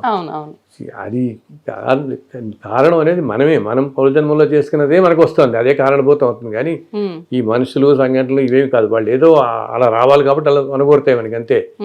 మనం చేసుకుందే మనకు వస్తుంటుంది. సో అప్పుడు ఇంకొకళ్ళు నిందించకుండా ఉంటే అన్నిటికంటే అదే ధర్మం. అసలు ధర్మాన్ని ఆచరించండి అని అందరూ చెప్తారే, ధర్మాన్ని ఆచరించడం అంటే మనం ధర్మంగా ఉండటమే అనమాట. ధర్మాన్ని రక్షించండి అని ఉంటారు. రక్షించడం అంటే ఆచరించడం. ఇంకోటి ఏంటి, ఇలా మంచి పని చేస్తున్నా కూడా నేను మంచి పని చేస్తున్నాను అనుకోకూడదు. ఓకే, ఎప్పుడైతే నువ్వు ఇప్పుడు ప్రతి మనిషి కోరుకునేది ఏంటి, నాకు మోక్షం వచ్చేయాలి బాబు, ఈ జన్మలు పడలేకపోతున్నాను, తొందరగా నీ దగ్గర తీసుకెళ్ళిపో, ఇన్ని కోట్ల జన్మల్లో నా వల్ల కావట్లేదు, పడలేకపోతున్నాం అనుకుంటామే. మోక్షం రావాలి అంటే ఇన్ని కోట్ల జన్మల నుంచి వస్తుందంతా క్లియర్ చేసుకోవాలి కదా మనం. చేసుకుని మోక్షం దగ్గర వాళ్ళంటే ఎలా ఉండాలి, ఇంక మనకి పుణ్యఫలం ఉండకూడదు, పాపఫలం ఉండకూడదు, ఏ ఫలం ఉండకూడదు, రెండు పూర్తిగా పోతేనే అప్పుడు భగవంతుడి దగ్గర వెళ్ళగలుగుతాం, అంతే కదా. సో అప్పుడేంటి, నీకు ఒక 400-500 జన్మల్లో నువ్వు చాలా పుణ్యం చేసావు అనుకో, దానివల్ల నీ జీవితం చాలా బాగా గడుస్తుంది అనుకుందాం ఈ జన్మలో. ఈ నెక్స్ట్ 20-30 జన్మలు చాలా అన్ని విధాలా బాగుంటావు. ఓకే, అన్యాయం చేయట్లేదు అనుకో, అప్పుడు డబ్బు వచ్చినప్పుడు అండ్ మనస్సు కూడా మనం మంచిదే అనుకుందాం. అప్పుడు ఏం చేస్తాం, మనకున్నదంటే నలుగురు సహాయం చేద్దాం చూస్తాం. సహాయం చేస్తున్నప్పుడు కూడా ఈ సహాయం నేను చేస్తున్నాను అని అనుకోకూడదు. నువ్వు ఎప్పుడైతే నేను వీడికి ఇలా డబ్బులు ఇచ్చాను, నేను సహాయం చేస్తాను అనుకుంటావో, ఈ పుణ్యఫలం మళ్ళీ యాడ్ అయ్యి ఈ పుణ్యఫలం అనిపించడానికి ఇంకో 100 జన్మలు పట్టుకొని తీసుకుంటాం పుణ్యఫలం అనిపించడానికి. ఈ తీసుకుంటున్నప్పుడు మనం ఇంత చంచలంగా ఉంటాంగా, ఏదో రంగు చేపి ఉంటాడా మనిషి? ఇన్ని జన్మలు రాగానే ఈ పుణ్యఫలంతో వచ్చిన అనుభవం, డబ్బులు, ఈ పదవులు ఏదైనా అవని, దానివల్ల గబుక్కుని ఈ tend to going wrong part, గబుక్కుని ఏదో స్లిప్ అయిపోతాడు మళ్ళీ. అందుకని ఏంటంటే మంచి చేస్తున్నా, మనం దానం చేస్తున్నా, మంచి చేస్తున్నా, సహాయం చేస్తున్నా, ఇది నేను చేయట్లేదు అనుకోవాలంటే అసలు ఆలోచన తెచ్చుకోకూడదు. చేసేస్తూ వెళ్ళిపోవటం అంతే. నేను చేసిన పని మర్చిపోవాలి, ఆ క్షణంలోనే మర్చిపోవాలి అసలు. అందుకే నేను చెప్తాను కదా, కుడి చేతితో ఇచ్చేది ఎడమ చేతితో తెలియకూడదు అంటారు. అలాగా అసలు ఇంకోటి చెప్పడం సంగతి, మనం కూడా ఆలోచించకూడదు, మనుషులు మనం ఆలోచించకూడదు. అంటే చేసాం అంటే నాకు కనిపెట్టాం పెడతాం, అప్పుడు నీకు అది అంటుకోదు. ఓకే, లేకపోతే పుణ్యఫలం అంటుకున్నా కూడా కష్టమే. పుణ్యఫలం కోసం కొన్ని వందల జన్మలు ఎత్తి మళ్ళీ స్లిప్ నేను చూస్తుంటాను అప్పుడప్పుడు ఈ సమాజంలో కొంతమంది చాలా చక్కగా ఉండి ధర్మంగా ఉంటూ ధర్మని మళ్ళీ ఫాలో అయిపోతుంటారు ఎక్కడికో. బికాజ్ ఏంటి, వాళ్ళు ఏదో జన్మలో చేసుకున్న పుణ్యఫలం వల్ల చక్కగా భౌభాగ్యాలు అనిపిస్తున్నారు, మంచి పొజిషన్స్, మంచి జ్ఞానం కూడా ఉంది.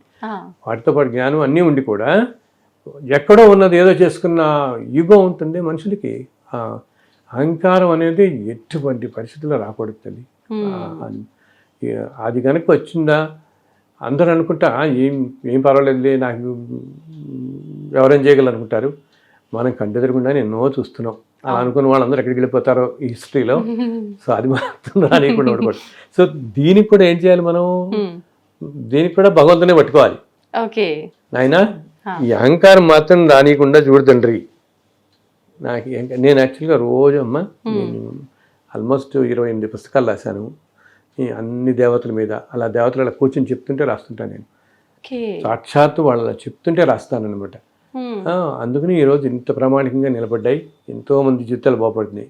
అయినా రోజు నేను చేసుకునే పోతే 2 నిమిషాలు చక్కగా స్నానం చేసి ఒక్క నమస్కారం పెట్టుకుంటాను. అయినా ఎటువంటి పరిస్థితుల్లో నా అహంకారం రానికు, ప్రపంచం అంతా చల్లగా ఉండేలా చూడు ఈరోజు, అంతే.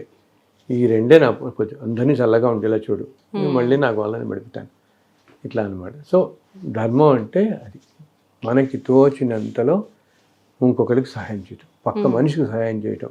ఎంతమంది మనుషులేని కాదు, మన చుట్టూతో ఉండే జీవులు రకరకాలుగా. కొంతమంది అంటారు చూడు, ఏదైనా ఒక్కొక్కరికి వాటికి 4 బిస్కెట్స్ వేయండి పాపం, అవి అలా రోడ్ మీద. ఈ మధ్య నా దగ్గర ఒక అతను వచ్చాడు. ఆయన ఏం చేస్తాడు తెలుసా, ఎప్పుడు కార్లో ఎప్పుడు ఒక 10 బిస్కెట్స్ ప్యాక్ పెట్టుకుంటాడు. పెట్టుకుని రోడ్ మీద వెళ్తున్నప్పుడు ఎప్పుడన్నా ఏదైనా ఇలా గబుక్కుని కుక్కలు ఎవరోటికి అడ్డంగా వచ్చినా ఇలా వచ్చినా వెంటనే 10 బిస్కెట్ ప్యాకెట్లు తీసి వేసేస్తారు వాళ్ళకి. జీవులకి బికాజ్ ఆ రూపంలో ఉన్నది ఏమో, ఏ జన్మలో ఏ జీవో మనకేం తెలుసు. అవును గురువుగారు, అంతే కదా.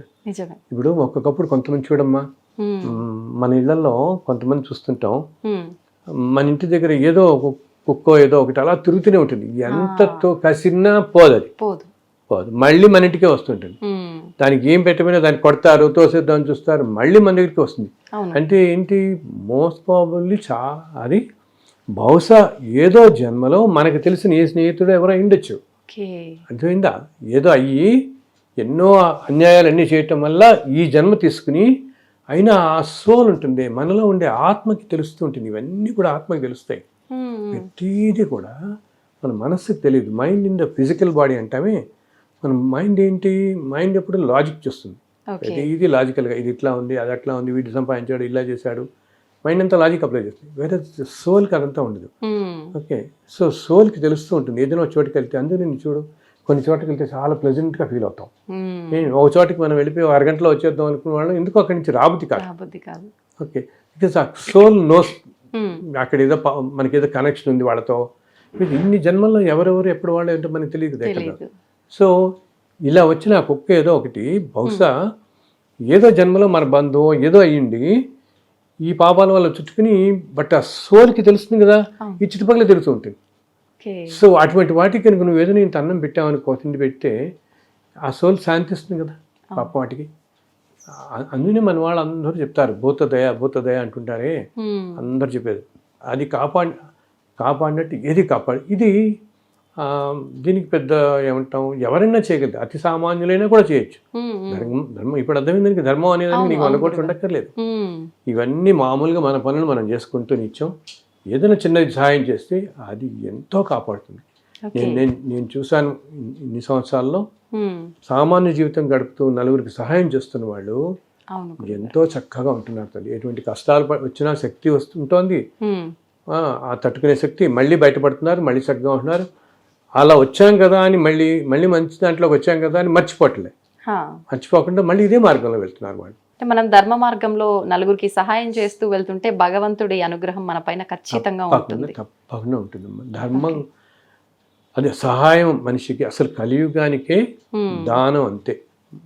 నీకు తోచినది బట్టలు కానీ డబ్బులు కానీ ఏ విధమైనదైనా, లేకపోతే మన ఇంట్లో ఉండడానికి కాస్త ప్లేస్ కానీ, పాపం వర్షంలో ఎవరో రోడ్డు మీద పోతుంటాడు, విపరీత వర్షం పడుతుంటుంది, బాబు కాసేపు వచ్చి కూర్చోమని ఆ టైంకి వాళ్ళకి ఏదో మంచినీళ్ళు ఇచ్చి ఇస్తే, బికాస్ ఒక ఆత్మ సంతోషపడితే వచ్చే బ్లెస్సింగ్స్ ఇంత అంతా కాదు. అది మన మాటల్లో కానీ వర్ణించలేమన్నమాట. ఒక ఆత్మ సంతోషపడి ఎంతో సంతోషపడి తృప్తి చెందింది అనుకో, ఆ రిటర్న్ వచ్చే బ్లెస్సింగ్స్ తరతరాలు కాపాడతాయి మనుషులు. అందుకని మన చిన్నప్పటి నుంచి మనకేం చెప్తారు, నలుగురికి సహాయం చేయండి రా బాబు, నలుగురికి సహాయం చేయండి, ఇదే కదా 10 మందికి సహాయం చేయండి అంటారు. ఏంటి ఈ 9, 10 అనేది అక్కడ నెంబర్ కాదనమాట. నువ్వు ఎంత ఎక్కువ మందికి నువ్వు సహాయం చేస్తే అంతమంది నీ మంచి కోరుకుంటారు. ఓకే, అది కూడా ఏంటి, వాళ్ళు చెప్పకపోవచ్చు అందరికీ వెంటనే మేము వల్ల బాగున్నామండి మేము అని చెప్పేంత మనసు, టైము, వీలు ఏమి ఉండకపోవచ్చు, కానీ ఆ సోల్ చాలా సంతోషపడుతుంది కదా, ఆత్మహత్య చాలా సంతోషపడుతుంది కదా. అంటే నన్ను ఆదుకుని ఇప్పుడు మనం అనుకో, మనకి ఎవరన్నా గబుక్కుని ఏదైనా మంచి పని చేస్తే భగవంతుడు ఉన్నాడు, నిజంగా భగవంతుడు ఈ రూపంలో వచ్చాడు అనుకుంటాం కదా, అలా ఆ సోల్ అనుకుంటుంది. ఆ సోల్ బ్లెస్సింగ్స్ చాలా కాపాడతాయి మనల్ని, చాలా కాపాడతాయి అన్నమాట. అయితే గురువు గారు, మీరు రాసిన పుస్తకాల్లో ఎక్కువగా వెంకటేశ్వర స్వామి వ్రతకల్పం బాగా ప్రసిద్ధి చెందింది.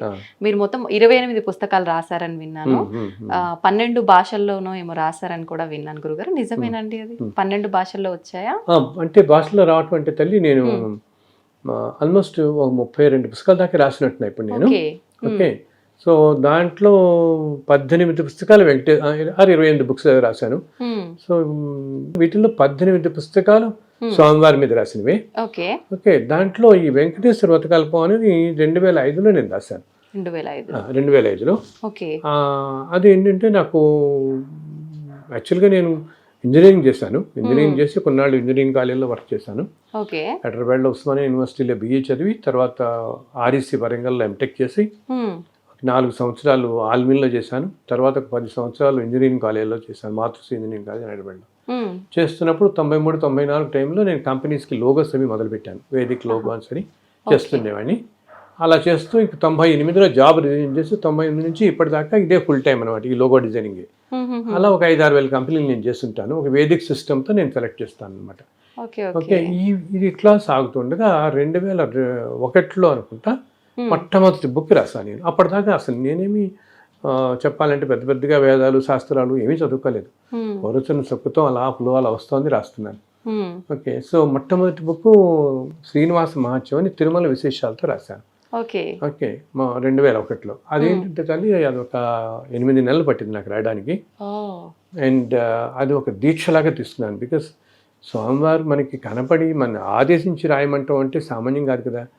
సో అందుకని ఆ 8 నెలలు నేను నేల మీద పడుతున్నాను.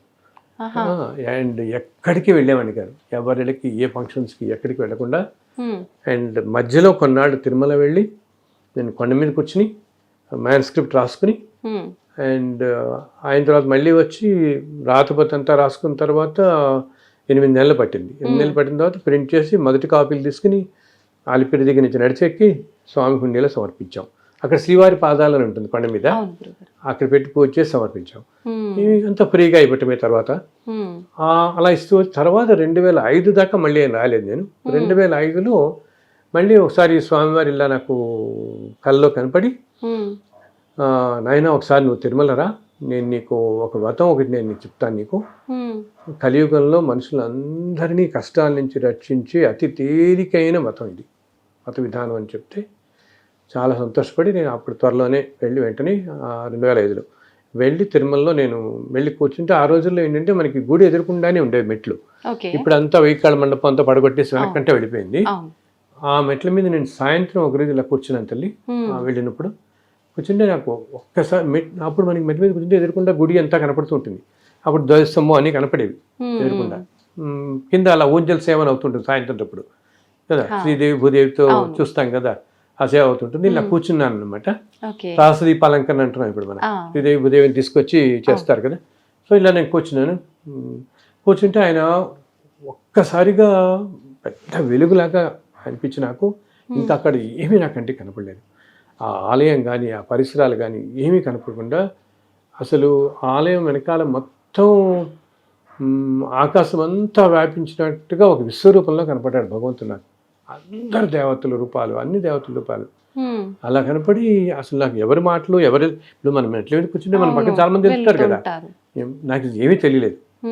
సో అప్పుడు ఆయన అలా కనపడినప్పుడు ఆయన అప్పుడు నాకు చెప్పాడు. ఆ చెప్పింది నేను, నా దగ్గర ఒక పేపర్ ఏం లేదు, ఏదో నేను సమ్ టికెట్స్ ఏవో ఉన్నట్టున్నాయి, దాని వెనకాల వైట్ పేపర్ ఉంటుంది కదా, దాని మీద నేను రాసుకున్నాను. ఆయన చెప్తున్నారు ఏం చెప్తున్నారని.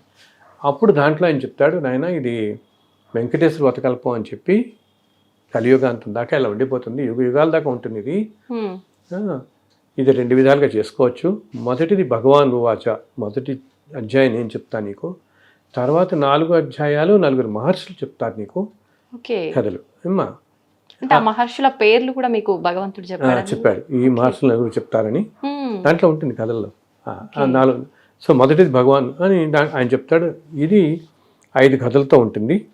ఇది మీరు మామూలుగా సత్యనామతం లాగా కలసం పెట్టుకుని నవగ్రహాసం ఇవన్నీ చేసుకుని ఒక మొదటి పద్ధతి చేసుకోవడానికి 2 పద్ధతిలో చేసుకోవచ్చు. ఇది రెండో పద్ధతి ఏంటి, ఏ రోజైనా కూడా అసలు ఏ నియమనిష్టలు, ఉపవాసాలు, కులం, గోత్రం ఏమి సంబంధం లేదు. ఏ రోజైనా ఏ సమయంలో అయినా సరే ఈ 5 కథలు కేవలం కథలు చదువుకుని నాకు ఉన్న చోట నుంచి ఒక్క నమస్కారం పెట్టినా రెండిటికి సమాన ఫలితం ఇస్తాను అంటున్నాను, 2 విధాలకి. సో 2వ విధం అంతే చాలా తేలిక కదా, జస్ట్ కథలు చదువుకోవటం, నమస్కారం పెట్టడం.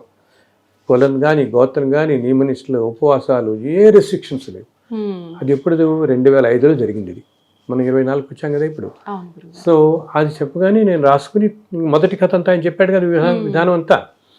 తర్వాత ఇంటికి వచ్చిన తర్వాత నేను తెల్లవారుజామున నా రూమ్లో కూర్చొని రాసుకుని ఉంటే అలా 4 మహర్షులు ఒక్కొక్క రోజు ఒక్కొక్క మనిషి నాకంటే ఎదురుకుండా అలా ప్రత్యక్షమయ్యేవాడు. నేను కళ్ళు మూసుకోవటం, నాకు ఏం వినపడుతోందో నేను రాశాను. ఆ మహర్షులు అలా చెప్తుంటే భరద్వాజుడు, విశ్వామిత్రుడు, అత్రి, వశిష్ఠుడు 4 మహర్షులు అనమాట. ఒక్కొక్క మహర్షి చెప్తుంటే అలా రాసుకుంటూ వెళ్ళిపోయాను ఆ కథ. ఇవన్నీ అయిన తర్వాత 4 కథలు 4 అయిన తర్వాత 5 అయిన తర్వాత అప్పుడు ప్రింట్ చేసి తిరుమల వెళ్ళి మళ్ళీ నడిచెక్కి స్వామివారికి సమర్పించి ఇంకా అప్పటి నుంచి ఈ రోజు దాకా అసలు ప్రతి 6 నెలలకి మేము ఒక 10,000, 20,000 ప్రింట్ చేస్తూనే ఉంటాం. ఆ పుస్తకం ఉచితంగా ఇస్తున్నాను నేను. ఎందుకంటే భగవంతుడు అనుగ్రహించిన పుస్తకం కదా మనకి. ఆ పుస్తకం తల్లి ఇప్పుడు 12 లాంగ్వేజెస్లో ట్రాన్స్లేట్ అయింది. ఏంటి, తమిళ్, కన్నడ, మలయాళం, హిందీ అన్నీ. అసలు వీటితో పాటు ఫ్రెంచ్ భాషలో, జర్మన్, ఇటాలియన్, రష్యన్ లాంగ్వేజ్లో. రష్యన్స్ అయితే ఇక్కడ మన ఇంటికే వచ్చారు. జస్ట్ కోవిడ్ ముందు రష్యాలో మాస్కోలో వాళ్ళు దీని గురించి విని అక్కడ ఒక వేదిక్ అస్ట్రాలజీ చేశారు వాళ్ళు కోర్స్ కొంతమంది. వాళ్ళు ఈ వతకల్పం గురించి విని మన ఇంటికి వచ్చి వాళ్ళు అక్కడ ట్రాన్స్లేట్ చేసి వెంకటేశ్వర వతకల్పం రష్యన్ బుక్ తీసుకొచ్చారు. వాళ్ళు చదువుతారు, అక్కడ కథలు చదువుతారు. అలా జర్మనీలో చదువుతున్నారు, ఎన్నెన్నో దేశాలు చదువుతున్నారు.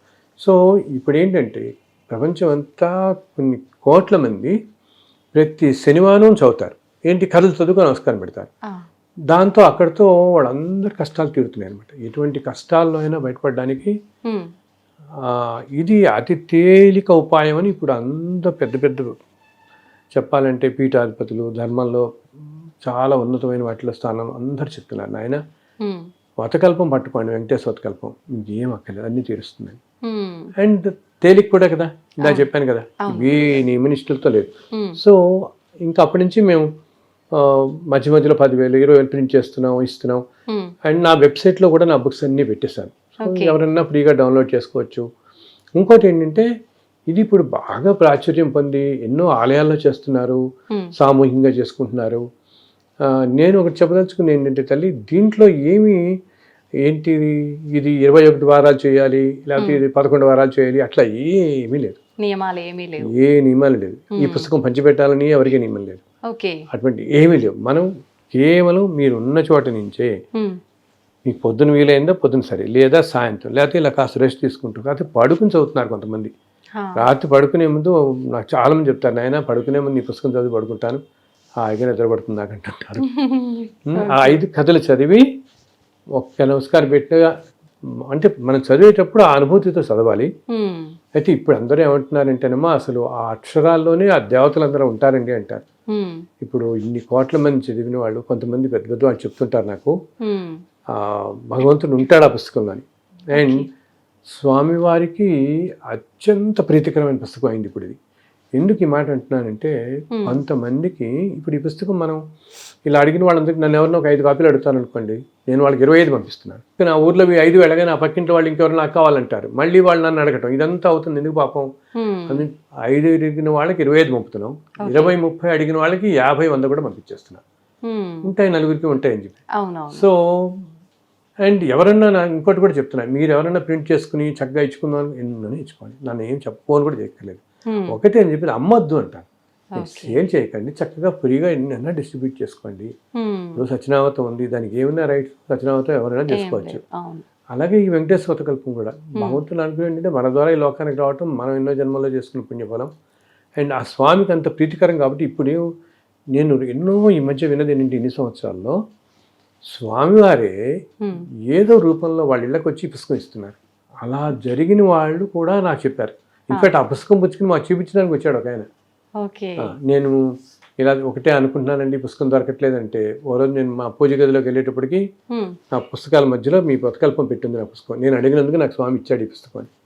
లిటరల్గా అయ్యి ఆ పుస్తకాన్ని చక్కగా ఒక పాలిథిన్ కవర్ అట్టేసుకుని పెద్ద ఒక ఆవిడ మా ఇంటికి వచ్చింది. ఒకసారి చూడాలని ఉంది నాయన, స్వామి ఇచ్చిన పుస్తకం ఇది, స్వామికే ఇంత అపురూపం కదా ఈ పుస్తకం అని. అది భగవంతుని అనుగ్రహం. పర్సన్ వెళ్ళి ఇవ్వకుండానే ఆమెకి బుక్ లభించింది. అలా ఎందరో తల్లి ఎంతమంది మాకు చెప్పారంటే, అసలు ఒకరికైతే ఓ రోజు చాలా కష్టాల్లో ఉన్నారు, వెంకటేశ్వర అంటే భక్తి ధర్మ మార్గంలో ఉన్నాడు ఆయన.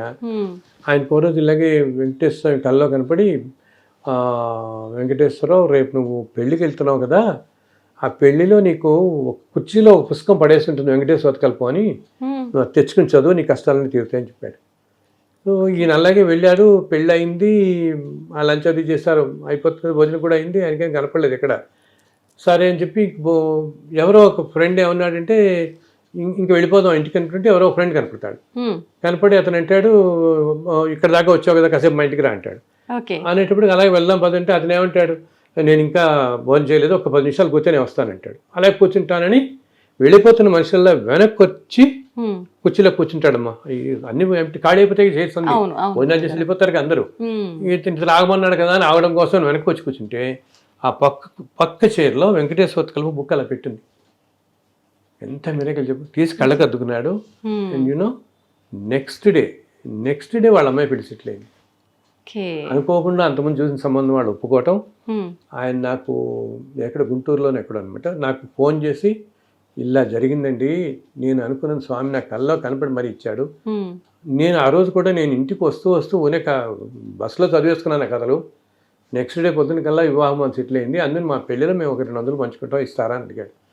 సో ఇలాగ ఎందరో చెప్తున్నారు, భగవంతుడే ఇస్తున్నాడు వాళ్ళకని చెప్పేసి తెచ్చిస్తున్నాడు. కళ్ళ ముందు ప్రత్యక్షంగా కనిపిస్తుంది కదా గురువు గారు.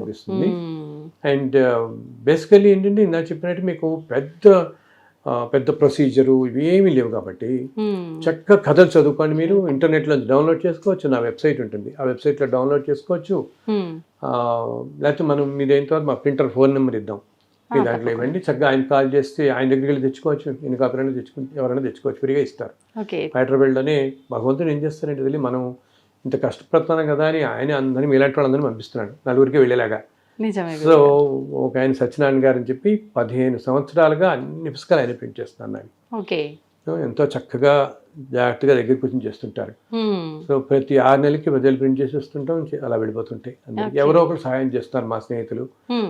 అది కూడా భగవంతుడు ఆ ప్రేరణ కల్పిస్తాడు. ఎవరో ఉన్నట్టు నాకు ఎక్కడి నుంచో ఫోన్ చేస్తారు, ఏ విజయవాడ ఏ యూఎస్ నుంచో, సార్ మీ వతకల్పం 7 years నుంచి చేస్తున్నాం, అసలు మా జీవితాలు అన్నీ మారిపోయాయి, ఇంతమందికి ఫ్రీగా ఇలా చేస్తున్నారు మీరు, మేము ఏదో తోచిన చేస్తాం సార్, అసలు మాకు తెలియదు ఇప్పటిదాకా కూడా, నేను ఏదో యూట్యూబ్లో చూస్తే మీ అడ్రస్ మాకు తెలిపింది, అసలు ముందు పేజీ చూద్దాం, దీంట్లో ఫోన్ నెంబర్ ఉంటుంది కానీ మాకు ఐడియా లేదు ఇప్పటిదాకా అని చెప్పి ఇప్పుడే మేము చూసాం, మేము డెఫినెట్గా మేము కూడా ఏదైనా చేస్తాం అనేటప్పటికి అలా బాబు నాకు కాదు, ఆ ప్రింటర్ ఫోన్ నెంబర్ ఇస్తున్నా ఆయనకి చేయండి అని.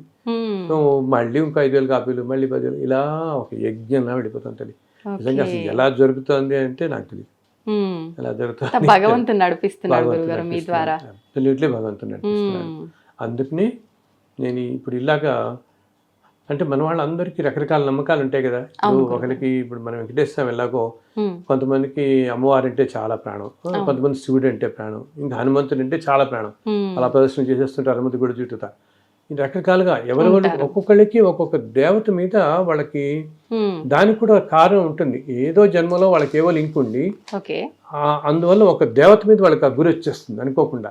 మనం అనుకుంటుంటాం ఎందుకు నాకు శివుడు అంటే ఎంత ఇష్టం, నాకు హనుమంతుడు అంటే చూస్తాం కదా ఇవన్నీ. ఎందుకు వాళ్ళకి పుట్టినప్పటి నుంచి వాళ్ళకి హనుమంతుడు అంటేనే ప్రాణం ఉంటుంది వాళ్ళకి. అవును. ఎందుకు అలా అటాచ్ అయిపోతారు అనమాట. అది ఎందుకు వీళ్ళు ఇంత ముందు జన్మల్లో వీళ్ళు బహుశా ఏదో హనుమంతుడి ఆలయంలో ఏదో అర్చకుడు అవటమో, లేకపోతే ఆ ఆలయానికి సమీపంలో ఉండటమో, లేకపోతే ఒక పెద్ద హనుమంతుడి ఆలయం ఏదో కడుతుంటే వీళ్ళు కూడా ఆ కడుతున్న దాంట్లో ఉండటమో, ఏదో ఆ సోల్ కనెక్ట్ అయిపోయి సోల్కి చెప్పాను కదా, సోల్ తెలుస్తూనే ఉంటుంది కదా. సో ఇన్ని జన్మలు మారినా ఆ సోల్కి అది గుర్తుండి హనుమంతుడి విగ్రహం కనపడితే వీళ్ళు ప్రాణం లేచి వస్తుంది, సంతోషపడిపోతుండే. ఎప్పుడు హనుమంతుడు అలా చేస్తుండే.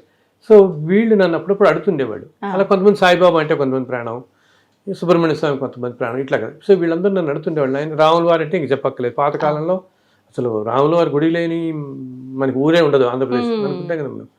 సో ఇట్లాగా సరస్వతీదేవి, నరసింహస్వామి, శ్రీకృష్ణుడు ఇలా. సో నేను తర్వాత కాలంలో అందరి దేవతల మీద రాశాను ఇలాగే. శ్రీకృష్ణ మతం అని రాశాను, సుబ్రహ్మణ్య మతం రాశాను. అండ్ అన్నిట్లో కూడా ఇలాగే 5-6 కథలు ఉంటాయి. అండ్ అన్ని కథలు తల్లి యాక్చువల్లీ ఏంటంటే మనం అనుకుంటే కలియుగంలో నిజంగా ఇదంతా సాధ్యమేనా, భగవంతుడు ఏంటి నిజంగా చెప్తాడా అనుకుంటాం. కానీ ప్రతి పుస్తకం తల్లి అలా నాకు ఆ భగవంతుడు కూర్చొని పక్కన చెప్తుంటే రాశాను. అంటే ఏ చరిత్ర ఏ దేవుడికి సంబంధించింది రాస్తున్నారో ఆ దేవుడే చెప్పారా గురుగారు మీకు? ఆ దేవుడు చెప్పారు. ఎలా సాధ్యపడింది గురుగారు అసలు నిజంగా? నాకు మీరు ఇప్పుడు అన్నారు కదా, నాది అదే క్వశ్చన్. చాలా చాలా చాలా కష్టం అసలు నిజంగా నమ్మడం కూడా, ఇలా జరుగుతుందా అని చెప్పేసి. కానీ వీటన్నిటికీ ఎంతో భగవద్ అనుగ్రహం వల్ల. ఇంకొకటి ఏమిటి, ఇప్పుడు నేను చెప్పాను శివుడు ప్రతి పుస్తకానికి నేను ఎన్నో చూశాను, లేకపోతే వెంటనే రాయలేం కదా. ఇప్పుడు మనం ఏదో నవలు రాయటం, కవితలు రాయటం, కథలు రాయటం వేరు. కూర్చొని ఏదో ఇమాజిన్ చేసి రాసేస్తాం అవి ఇవి కలిపి. అవి కూడా కష్టమే, అంత తేలిక కాదు. కథ రాయాలన్నా కవిత రాయాలన్నా ఎంతో క్రియేటివిటీ కానీ అవన్నీ కావాలి మనకి, అవన్నీ ఉండాలి. లేకపోతే అంత సృజనాత్మక శక్తి ఉంటే కానీ రాయలేం. అటువంటిది భగవంతుడి గురించి రాయాలంటే అసలు ఎంతో ధైర్యం ఉండాలి ముందు మనకి, కావాలి కదా. ఏది రాయగలుగుతాం మనం పెట్టుకుంటే చాలా కష్టం భగవంతుడికి సంబంధించి రాయటం అనేది. సో నేను ఈ వెంకటేశ్వర కల్పన ఇలా వెళ్ళిపోతున్న తర్వాత కొన్నాళ్ళకి నేను ఐ థింక్ మొట్టమొదటి లక్ష్మీ నరసింహస్వామి రాసినట్టున్నాను నేను. యాదగిరి లక్ష్మీస్వామి నాకు ఆయన ఓ రోజు కళ్ళలో ఇలా కనపడితే ఇంక నేను ఇలా తెల్లవారుజామున కూర్చుంటాను తల్లి. ఆ కథలు ఏవైతే ఒక్కొక్క పుస్తకంలో ఉంటాయో ఆ కథలు మొత్తం నా ముందు అలా వెళ్ళిపోతాయి, ఒక దృశ్యంలాగా మొత్తం జరిగిందంతా అలా వెళ్ళిపోతుంది. కొన్ని అలా వెళ్ళిపోతున్నాయి, కొన్నిటికి ఏంటంటే సాక్షాత్ భగవంతుడు ఇలా చెప్పేస్తాడు, ఈ విధంగా ఈ ఊర్లో ఇలా జరిగింది అయినా అలా చెప్తుంటే అదంతా నాకు కనపడుతూ ఉంటుంది కంటికి. ఆ జరిగిందంతా అదంతా నేను ఆ పుస్తకంలో రాసుకుంటూ వెళ్ళిపోతున్నాను ఆ చాప్టర్. అందుకనే నువ్వు చెప్తే ఆశ్చర్యపోతావు. కొంతమంది పెద్ద పెద్ద ఇప్పుడు లక్ష్మీ నరసింహస్వామి మొత్తం రాసినప్పుడు యాదగిరి గట్టు వెళ్ళి మొట్టమొదటి కాపీలు అక్కడ పెట్టి పూజ చేశాం.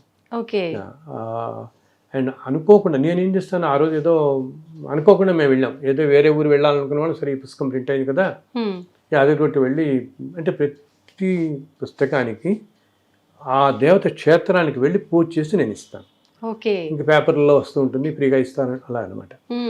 సో మేము అలా లక్ష్మీస్వామి టెంపుల్కి వెళ్ళి పుస్తకాలు ఇచ్చాం. చాలా సంతోషపడ్డారు అర్చకులందరూ, కళ్ళకద్దుకు నేను పాదాల దగ్గర పెట్టారు. పెట్టి సంకల్పం చదువుతుంటే అనుకోకుండా ఆ రోజు నక్షత్రం స్వాతి నక్షత్రం. స్వాతి నక్షత్రం లక్ష్మీ నరసింహస్వామి జన్మ నక్షత్రం. నాకు తెలియని కూడా తెలియదు. మేము యాక్చువల్గా తిరుపతి వెళదాం అనుకున్నాం ఆ ట్రిప్. అప్పుడు మనకి ఇక్కడ ఎజిటేషన్ అవుతూ ఉండి ఏదో ట్రైన్స్ అన్ని క్యాన్సిల్ అయ్యి అప్పటికప్పుడు మా టికెట్స్ అన్ని క్యాన్సిల్ అయ్యి అయ్యో ఎలాగ రాస్తారో ఏదో అవుతుంది అనమాట. ఎలాగ మా బ్రదర్స్ మేము అందరం వెళదాం అనుకున్నాం. ఎలాగ లీవ్ పెట్టేస్తాం కదా, 2 రోజులు ఖాళీ కదా అనుకుని, సరే ఈ పుస్తకం ఉంది కదా ముందు యాదగిరి పెట్టే దగ్గరే కదా వెళ్ళిపోవచ్చు అంతే. అలా రాత్రి నుండి పొద్దున్నే దర్శనానికి వెళ్ళి ఆయనకి ఇస్తే అనుకోకుండా అంటే ఆయనకి ఎంత ఇష్టం కాకపోతే ఆ స్వాతి నక్షత్రంలోనే ఆయన దగ్గర తెచ్చుకుంటాడు ఆ పుస్తకాన్ని. ఇంకొకటి గురుగారు, స్టార్టింగ్ లో మనం మాట్లాడుకున్నాం కదా, మనం ఒకటి అనుకుంటే డైవర్షన్ భగవంతుడు ఇంకో రకంగా చేస్తారు అని చెప్పి, మీరు అది ప్లాన్ చేస్తే భగవంతుడు ఈ రకంగా మీతో చేయించాలనుకున్నాడు కాబట్టి ఇలా జరిగిపోయింది. అలా ప్రతి పుస్తకానికి తల్లి. ఇప్పుడు శ్రీకృష్ణుని వ్రతం రాసినప్పుడు అంతే, కృష్ణుడు అట్లా చిన్ని కృష్ణుడు ఇట్లా పరిగెడితే చెప్తుండేవాడు. చాలా అసలు ఎంత డివైన్ ఎక్స్పీరియన్సెస్ ఉంటాయి ఒక్కొక్కటేవి. ఏంటంటే ఈ కలియుగంలో భగవంతుడు ఎన్నో రూపాల్లో దర్శనమిస్తాడు. మామూలుగా ద్వాపర యుగం కృతయుగంలో ఏంటంటే ఆ రూపంలోనే ఆయన మహర్షులు కనపడేవాడు. ఇప్పుడు ఈ యుగంలో ఏంటి, కలియుగంలో రకరకాల రూపాల్లో ఇప్పుడు మనం తిరుమల వెళతాం అనుకో, ఆ, వెళుతున్నప్పుడు ఒక్కోసారి చూడు మనకు అనుకుంటాం, అయ్యో మనకు టికెట్ లేదే, మనకి ఎవరు అంటే ఎవరో ముఖ్యమంత్రి తెలియని వాళ్ళు వచ్చి, ఓ టికెట్ మా దగ్గర ఎక్స్ట్రా టికెట్ ఉందండి ఇస్తా ఉంటుంటారు, చెప్తుంటారు కదా. అవునవును. అదేదో క్యూ లైన్లో వెళ్తాం అంటే దొరకట్లేదు, ఎలా తెలియాలంటే ఎవరో ముఖ్యమంత్రి తెలియని వాళ్ళు రావటం, మన లైన్లో తీసుకెళ్ళిపోయి నించోబెట్టేస్తారు. ఇది నాకు ఒకసారి ఎక్స్పీరియన్స్ అయింది గురువు గారు. చెప్పండి.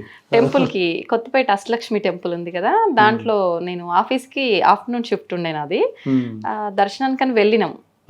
వెళ్తే చాలా క్యూ లైన్ ఉంది, ఒక 2-3 కిలోమీటర్స్ వరకు. అమ్మో ఇక్కడ వరకు వచ్చిన, నాకు 2 o'clock షిఫ్ట్ ఉంది, చూస్తే 12 అయిపోతుంది, నేను ఎట్లా వెళ్ళాలి, నాకు మళ్ళీ 1 hour జర్నీ పడుతుంది, ఇక్కడ దాకా వచ్చి దర్శనం చేసుకోకుండా వెనక్కి వెళ్ళలేను, ఏం చేయాలి స్వామి అని నేను అమ్మవారి టెంపుల్లో ఉండి శివుని దండం పెట్టుకున్నా. ఏంటి స్వామి ఇట్లా అయింది, ఎందుకు శివయ్య అని చెప్పి అనుకున్నా. అసలు ఏం అర్థం కాలేదు. మా ముందున్న వాళ్ళు, అమ్మ నువ్వేదో ఇబ్బంది పడుతున్నట్టున్నావు కదా, హడావిడి ఉన్నట్టుంది, ముందుకెళ్ళు పర్లేదు అని చెప్పి ముందు దాకా పంపించారు. అక్కడికి వెళ్ళిన తర్వాత అక్కడ గణపతి ఆలయం ముందున్న అయ్యగారు ఏం చేశారు, అక్కడ డోర్ ఓపెన్ చేసి, జనరల్ గా డోర్ ఓపెన్ చేయరు కదా, డోర్ ఓపెన్ చేసి ఇలా వెళ్ళి చేసుకోండి అమ్మా అని చెప్పి. అసలు ఏంటి ఇదంతా, చాలా షాక్ అయింది. మీ సంకల్పం అంత గట్టిగా ఉండేటప్పటికి వెంటనే ఆయన శ్రీ భగవంతుడు ఏం చేస్తాడు, ఇన్స్టెంట్లీ నీ సంకల్పం ఎప్పుడైతే గట్టిగా ఉందో ఆయన వింటాడు కదా. ఈ send A message to the people, వాళ్ళ మైండ్ లో మెసేజ్ పెట్టేస్తాడు. సో వాళ్ళకి ఆ థాట్ వచ్చేస్తుంది, అందుకో ఆ పిల్లల్ని పిలవాలని వాళ్ళు తెలియకుండానే పిలుస్తారు. 2 10 సో భగవంతుడు అన్ని రూపాల్లో అలా చేస్తూనే ఉంటాడు. మన సంకల్పం గట్టిగా ఉండాలి. గట్టిగా ఉన్నప్పుడు అలా ఈ పుస్తకాల వెనకాల అన్నిటికీ దానికి నేను అలా చూస్తాను. అందుకని ఇప్పుడు చెప్పాను కదా, ఏదంటే ఆ క్షేత్రానికి వెళ్ళటం. ఇప్పుడు సుబ్రహ్మణ్య స్వామి ఉన్నప్పుడు తిరుత్తని వెళ్ళాను, సాయిబాబా రాసినప్పుడు షిరిడి, ఫస్ట్ అక్కడ సమర్పించటం, తర్వాత ఇంకా అలాగే ఫ్రీగా ఇవ్వటం. గురువు గారు, మనకు అన్నమయ్యాచార్యుల వారి కీర్తన ఒకటి ఉంది, ఎంత మాత్రమున ఎవ్వరు తలచినా అంత మాత్రమే నీవు అని.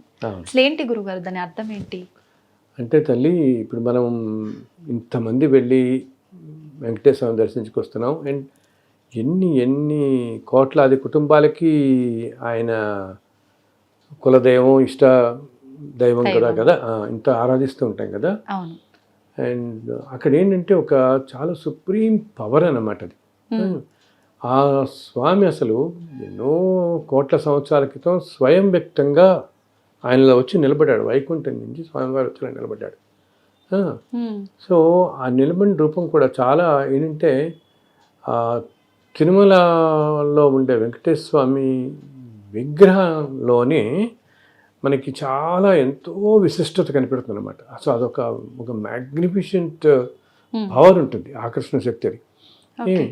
అండ్ చాలా కాలం పాటు ఏంటంటే, ఇది మొట్టమొదటి రోజుల్లో అసలు నువ్వు చెప్తే ఆశ్చర్యపోతావు, చుట్టూతా అన్ని పంట పొలాలు ఉండేవి అంటారు. పొలాల మధ్యలో ఆ స్వామి అలా ఉంటాడు, అంతా అరణ్యోదే అనమాట. మొట్టమొదట్లో అక్కడ ఉండే ఈ ట్రైబల్స్ వీళ్ళందరూ ఆ దేవత కొలిచేవాళ్ళు.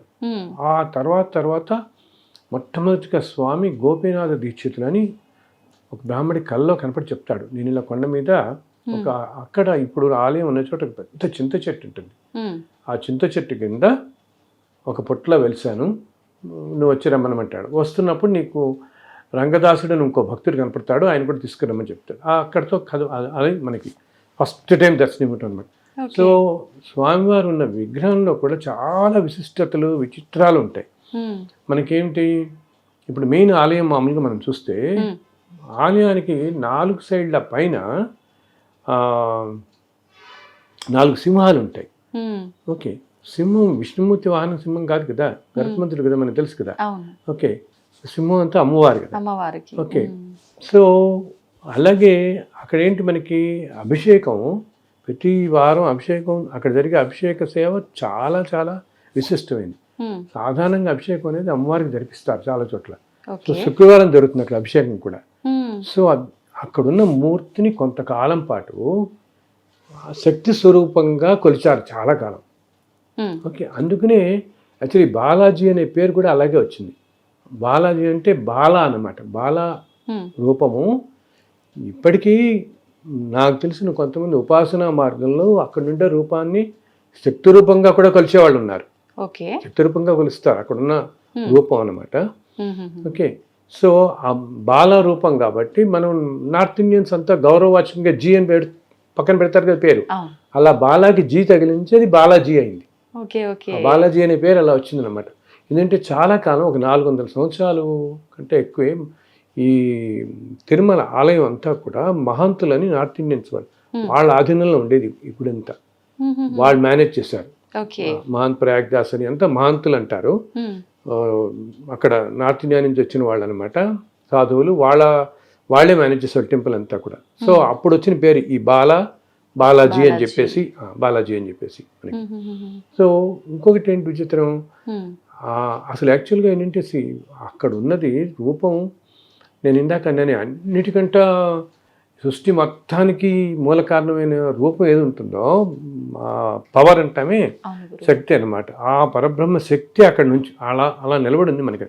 మనకేంటంటే మనం కలియుగంలో మనకి ఇన్ని పాపాలు చేస్తారు కాబట్టి మనుషులకి అది శిలారూపంలో కనిపిస్తున్నప్పటికీ ఆయన ఉన్నే మనలా శిలలాగా భ్రమింపచేస్తున్నాడు. కానీ సాక్షాత్ భగవంతుడు అలా నుంచి ఉన్నాడు అక్కడ.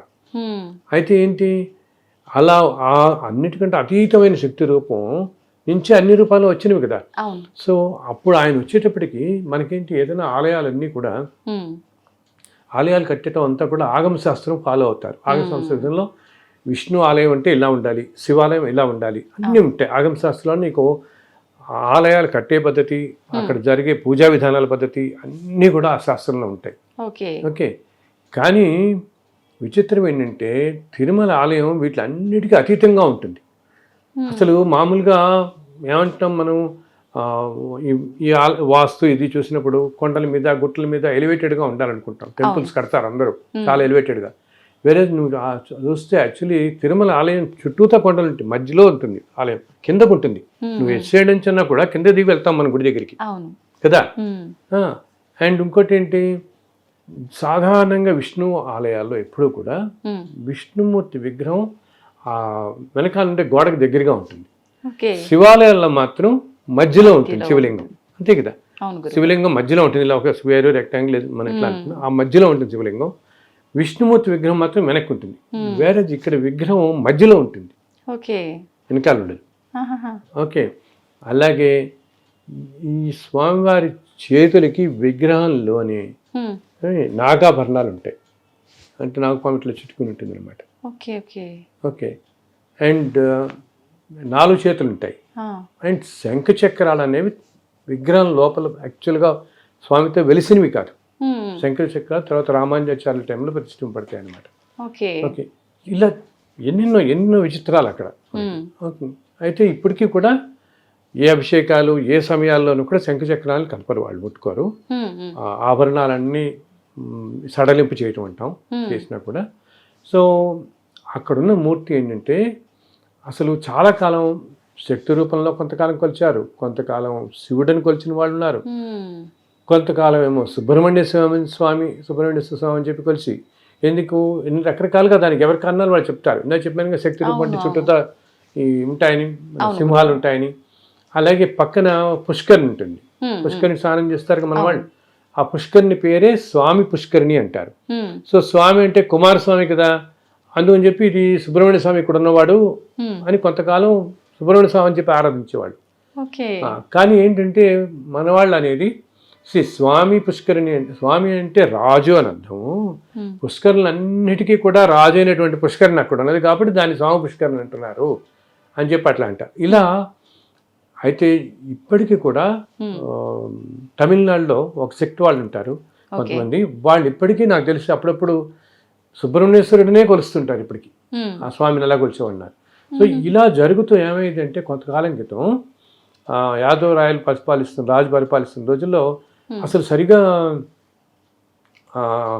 ఓ రోజు శివుడిని పూజించడం, ఓ రోజు మహావిష్ణువుని పూజించడం, ఓ రోజు శక్తిని పూజించడం, ఇట్లా ఇది సరిగా ఉండేవి కాదు. ఒక్కో రోజు ఏ పూజా విధానం వీళ్ళకి సరిగా లేక ఒకసారి పూజ చేయకుండా ఇట్లా వస్తుంటే అప్పుడు ఆ రాజు ఏం చేశాడంటే, అప్పుడు రామానుజాచార్యుల వారిని పిలిపిస్తే, సో రామానుజాచార్యుల వారు వచ్చి ఇక్కడ ఉన్నది విష్ణువే అని చెప్పి నిర్ధారిస్తారు. ఇంకా అప్పుడు నిర్ధారించి ఆయన ఈ పూజా విధానాలన్నీ ప్రవేశపెడతారనమాట. దానికి కూడా ఒక పెద్ద కథ ఉంది, ఏ విధంగా నిర్ధారించబడుతుంది అని ఇంకోసారి చెప్పుకుందాం అది. సో అప్పటి నుంచి ఇంకా అక్కడ ఉన్నది విష్ణువే అని కొలుస్తూ పెడుతున్నాం. కానీ ఈ ప్రపంచం మొత్తాన్ని నడిపించుస్తున్న శక్తి ఏదైతే ఉందో ఆ శక్తి అక్కడ ఉంది.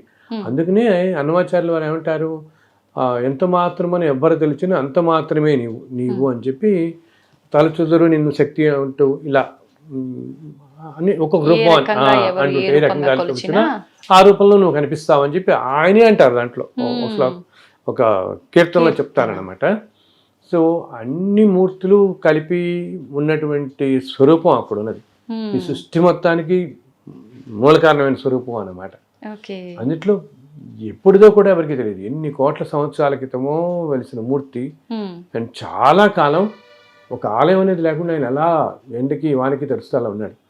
ఆ తర్వాత రాజులు అది రావడంతో తర్వాత నెమ్మదిగా ఆలయ నిర్మాణం వస్తూ వచ్చింది. అండ్ ఇంకా విశేషం ఏంటంటే అసలు తర్వాత ఆ టైంలో మొట్టమొదటి స్వామివారు ఒక్కడే, ఇంక ఏ ఆలయాలు లేవు. తర్వాత చూస్తున్నవన్నీ తర్వాత వచ్చినవి. మనకి లోపల పెడితే యోగ నరసింహ స్వామి ఉంటారు, ఇవన్నీ తర్వాత వచ్చినవి అనమాట. మొట్టమొదటి స్వామివారు ఒక్కడు అలా నిల్చున్నాడు మన కోసం కలియుగంలో. అయితే గురుగారు, మనం అక్కడ తిరుపతికి వెళ్ళిన తర్వాత దేవుణ్ణి దర్శించుకునే విధానం కూడా రాంగు, వేరే విధానం ఉంది అని చెప్పి నేను కొంతమంది ద్వారా విన్నాను. నిజంగా దర్శించుకునే విధానం ఏ విధంగా ఉండాలి గురుగారు? అంటే విధానం రాంగ్ అని కాదు, ఒక్కొక్క క్షేత్రానికి ఒక్కొక్క విశిష్టత ఉంటుంది అనమాట. ఏ విధంగా అని చెప్పేసి యాక్చువల్గా మనం ఒకటి తల్లి ఏంటంటే, ఇప్పుడు మనం అనుకుంటాం తిరుపతి వెళ్తున్నాం, కొంతమంది నాదో చాలా గొప్పగా చెప్పుకుంటారు, మేము 40 సార్లు వెళ్ళామండి, మేము 60 సార్లు వెళ్ళామండి అని ఉంటారు. అసలు ఎప్పుడు అలా చెప్పకూడదు. ఎందుకంటే నేను ఇటువంటి వాళ్ళలో కొంతమందిని చూశానమ్మా నేను. ఏంటి వాళ్ళు ఒక 400-500 జన్మల్లో తిరుపతి వచ్చి దర్శించుకుందాం అనుకుంటే వాళ్ళ వల్ల కాలేదు. ఈ జన్మలోనే ఫస్ట్ టైం వాళ్ళు వస్తున్నారు. ఎంత అపురూపంగా ఉండాలి మనం అక్కడికి వెళ్ళినప్పుడు. అసలు ఇది ఏ క్షేత్రానికైనా కూడా ఆ క్షేత్రాల్లో ఉండే దేవత ఆ క్షేత్ర పాలకుడు అంటాం. ప్రతి క్షేత్రానికి కూడా క్షేత్రంలో ఉండే దేవతతో పాటు ఒక క్షేత్ర పాలకుడు ఉంటాడు, క్షేత్రాన్ని రక్షించేవాడు అనమాట. ఓకే, వీళ్ళిద్దరు పర్మిషన్ లేకపోతే మనం ఎంటర్ కాలేవాలి. మనం అనుకుంటే ఎందుకు వెళ్ళాం, టికెట్ కొనుక్కి వెళ్ళిపోతాం. కానీ నేను ఎంతోమందిని నేను చూస్తాను ఇన్ని సంవత్సరాలుగా, వెళదాం అనుకుంటూ ఏంటి పెద్ద అథారిటీలో ఉన్నవాళ్ళు, పెద్ద పొజిషన్స్లో ఉన్నవాళ్ళు కూడా సాధ్యమేది కాదు, ఏదో విధంగా సంవత్సరాలు వెళ్ళిపోతుంది. సో అక్కడికి రావటం, అందులో ఇలా మనం వెళుతున్న వాళ్ళం ఏంటి, ఎంతో పుణ్యం చేసుకున్న వాళ్ళం అనమాట. ఓకే, మనం అనుకుంటున్న తేలిగ్గా వెళుతున్నాం కదా, అంత తేలిక కాదు అది. అక్కడ అడుగు పెట్టాలంటే ఒకటేమో వెంకటేశ్వర స్వామి వారి పిలుపు ఉండాలి, ఇంకోటి ఏమిటి, ఈ క్షేత్ర పాలకుడు, ఈ క్షేత్రానికి తిరుమల క్షేత్రానికి పాలకుడు ఎవరో తెలుసా, శివుడు. మన వాళ్ళందరూ అంటారు అసలు శివకేశవులకి భేదం లేదంటే ఇక్కడే అనమాట. ఇంత క్షేత్రానికి పరమేశ్వరుడే క్షేత్రపాలకుడు శివుడు దీనికి. సో వాళ్ళిద్దరు పర్మిషన్ కనుక మనకి లేకపోతే మనం అడుగు పెట్టలేం ఆ క్షేత్రంలోకి. సో అటువంటి క్షేత్రానికి మనం ఎప్పుడైతే వెళుతున్నామో దర్శనానికి, ఇంత అదృష్టంగా భావించి అక్కడ అట్లీస్ట్ ఆ కొండ మీద ఉన్నంత కాలమైనా మనం వేరే ఆలోచనలు రానియకుండా, ఇప్పుడు అక్కడికి వెళ్ళిన తర్వాత ఏదో పాలిటిక్స్ గురించి మాట్లాడతారు, ఈ వ్యవహారిక విషయాలు ఇవన్నీ నీకు ఉండే అక్కడ ఒక్కరోజు అంటే, మనం బతికే 60-70 సంవత్సరాల్లో ఒక్కరోజు అనేది ఎంత తక్కువ టైం తల్లి. ఆ టైంలో నా స్వామి దర్శనం చేయవు. అండ్ ఆ కొండ ఏంటి సామాన్యమైంది కాదు. ఇన్ని సంవత్సరాలుగా ఎంతోమంది దేవతలు, ఎంతోమంది మహర్షులు నడిచిన ప్రదేశం. మనం అలిపిరి నుంచి నడిచెక్కుతాము, ఆరిపోని కొండ మీద ఎక్కేసి, మామూలుగా బస్సులో వెళ్ళినా కొండ మీద ఎక్కామని కొండ మీద తిరుగుతుంటాం కదా, తిరుగుతుంటే తిరిగిన ప్రదేశం నేల భూమి అదే, ఇన్ని కోట్ల సంవత్సరాలు అవని భూమి అదే కదా. సో ఆ భూమికి ఉండే పవర్ అలా ఉంటుంది. ఏంటి, దేవతలు నడిచింది, ఒక అన్నమయ్య తెలుసు కదా మనకి, అన్నమయ్య నడిచింది, వీళ్ళందరూ మహాపురుషులు అంతా వెళ్ళి నడిచిన ప్రదేశం అది. సో ఆ ప్రదేశానికే చాలా పవర్ ఉంటుంది. సో ఇంత పవర్ ఉన్న ప్రదేశంలో మనం అందుకనే చూడండి, మామూలుగా ఎంతో బద్ధకం చేసేవాళ్ళు కూడా అనుకోకుండా నడిచెక్కేస్తారు వాళ్ళు పలుకుని. అండ్ పైన ఎక్కిన తర్వాత కూడా మనకి అన్ని గంటల క్యూలియన్లో ఉన్న మనకి అసలు తెలియదు. బికాస్ ఆ ప్రదేశానికి ఉండే శక్తి అంత శక్తి అనమాట, అంత పవర్ ఉంటుంది. సో అటువంటి క్షేత్రంలో మనం ఉన్నప్పుడు నుంచి ఎప్పుడూ భగవంతుడి దగ్గరికి వచ్చామో అదే ఆలోచనలోనే పెట్టుకోవాలి, వేరే ఆలోచనలు పెట్టుకోకుండా. అండ్ తిరుమలలో ఏంటంటే ఒక సాంప్రదాయం వస్తుంది, ఏమిటంటే మొట్టమొదట స్వామి పుష్కరిణిలో స్నానం చేయాలి.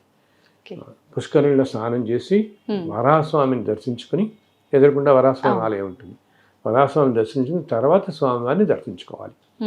ఇది యాక్చువల్ సాంప్రదాయం అనమాట. ఈ 3 ఇలా చేయాలి. ఇలా చేస్తే ఆ యాత్ర మనకి అక్కడితో సఫలీకృతం అయినట్టు. అలాగే కొండ మీద ఎంత పవర్ఫుల్, ఇప్పుడు నీకు అంతగా పుష్కరిణిలో స్నానం చేసేంత టైము ఓపిక లేదని కనీసం వెళ్ళి 4 నీళ్ళని చల్లుకోండి. ఎందుకంటే తల్లి ఆ పుష్కరిణిలో ప్రతి సంవత్సరం ఒకరోజు 3 తీర్థాలు, ఈ ప్రపంచంలో ఉన్న అన్ని తీర్థాలు, అన్ని నదులు, అన్ని సముద్రాలు అన్నీ కూడా ఒకరోజు వచ్చి ఆ పుష్కరంలో కలుస్తాయి మొత్తం అన్నమాట. ఎందుకు కలుస్తాయి తెలుసా? ఈ నదులు, క్షేత్రాలు వీటిలన్నిటిలో ఎంతో మంది వాళ్ళ పాపాలు పోగొట్టుకోవడానికి వెళ్ళి స్నానాలు చేస్తారు కదా. సో ఈ పాపాలన్నిటి మలినం అయి ఉంటాయి నదుల్లో, వీటిల్లో. ఈ మలినం తొలగడం కోసం అవన్నీ వచ్చి ఒక రోజున దీంట్లో కలుస్తాయి ఒకరోజు.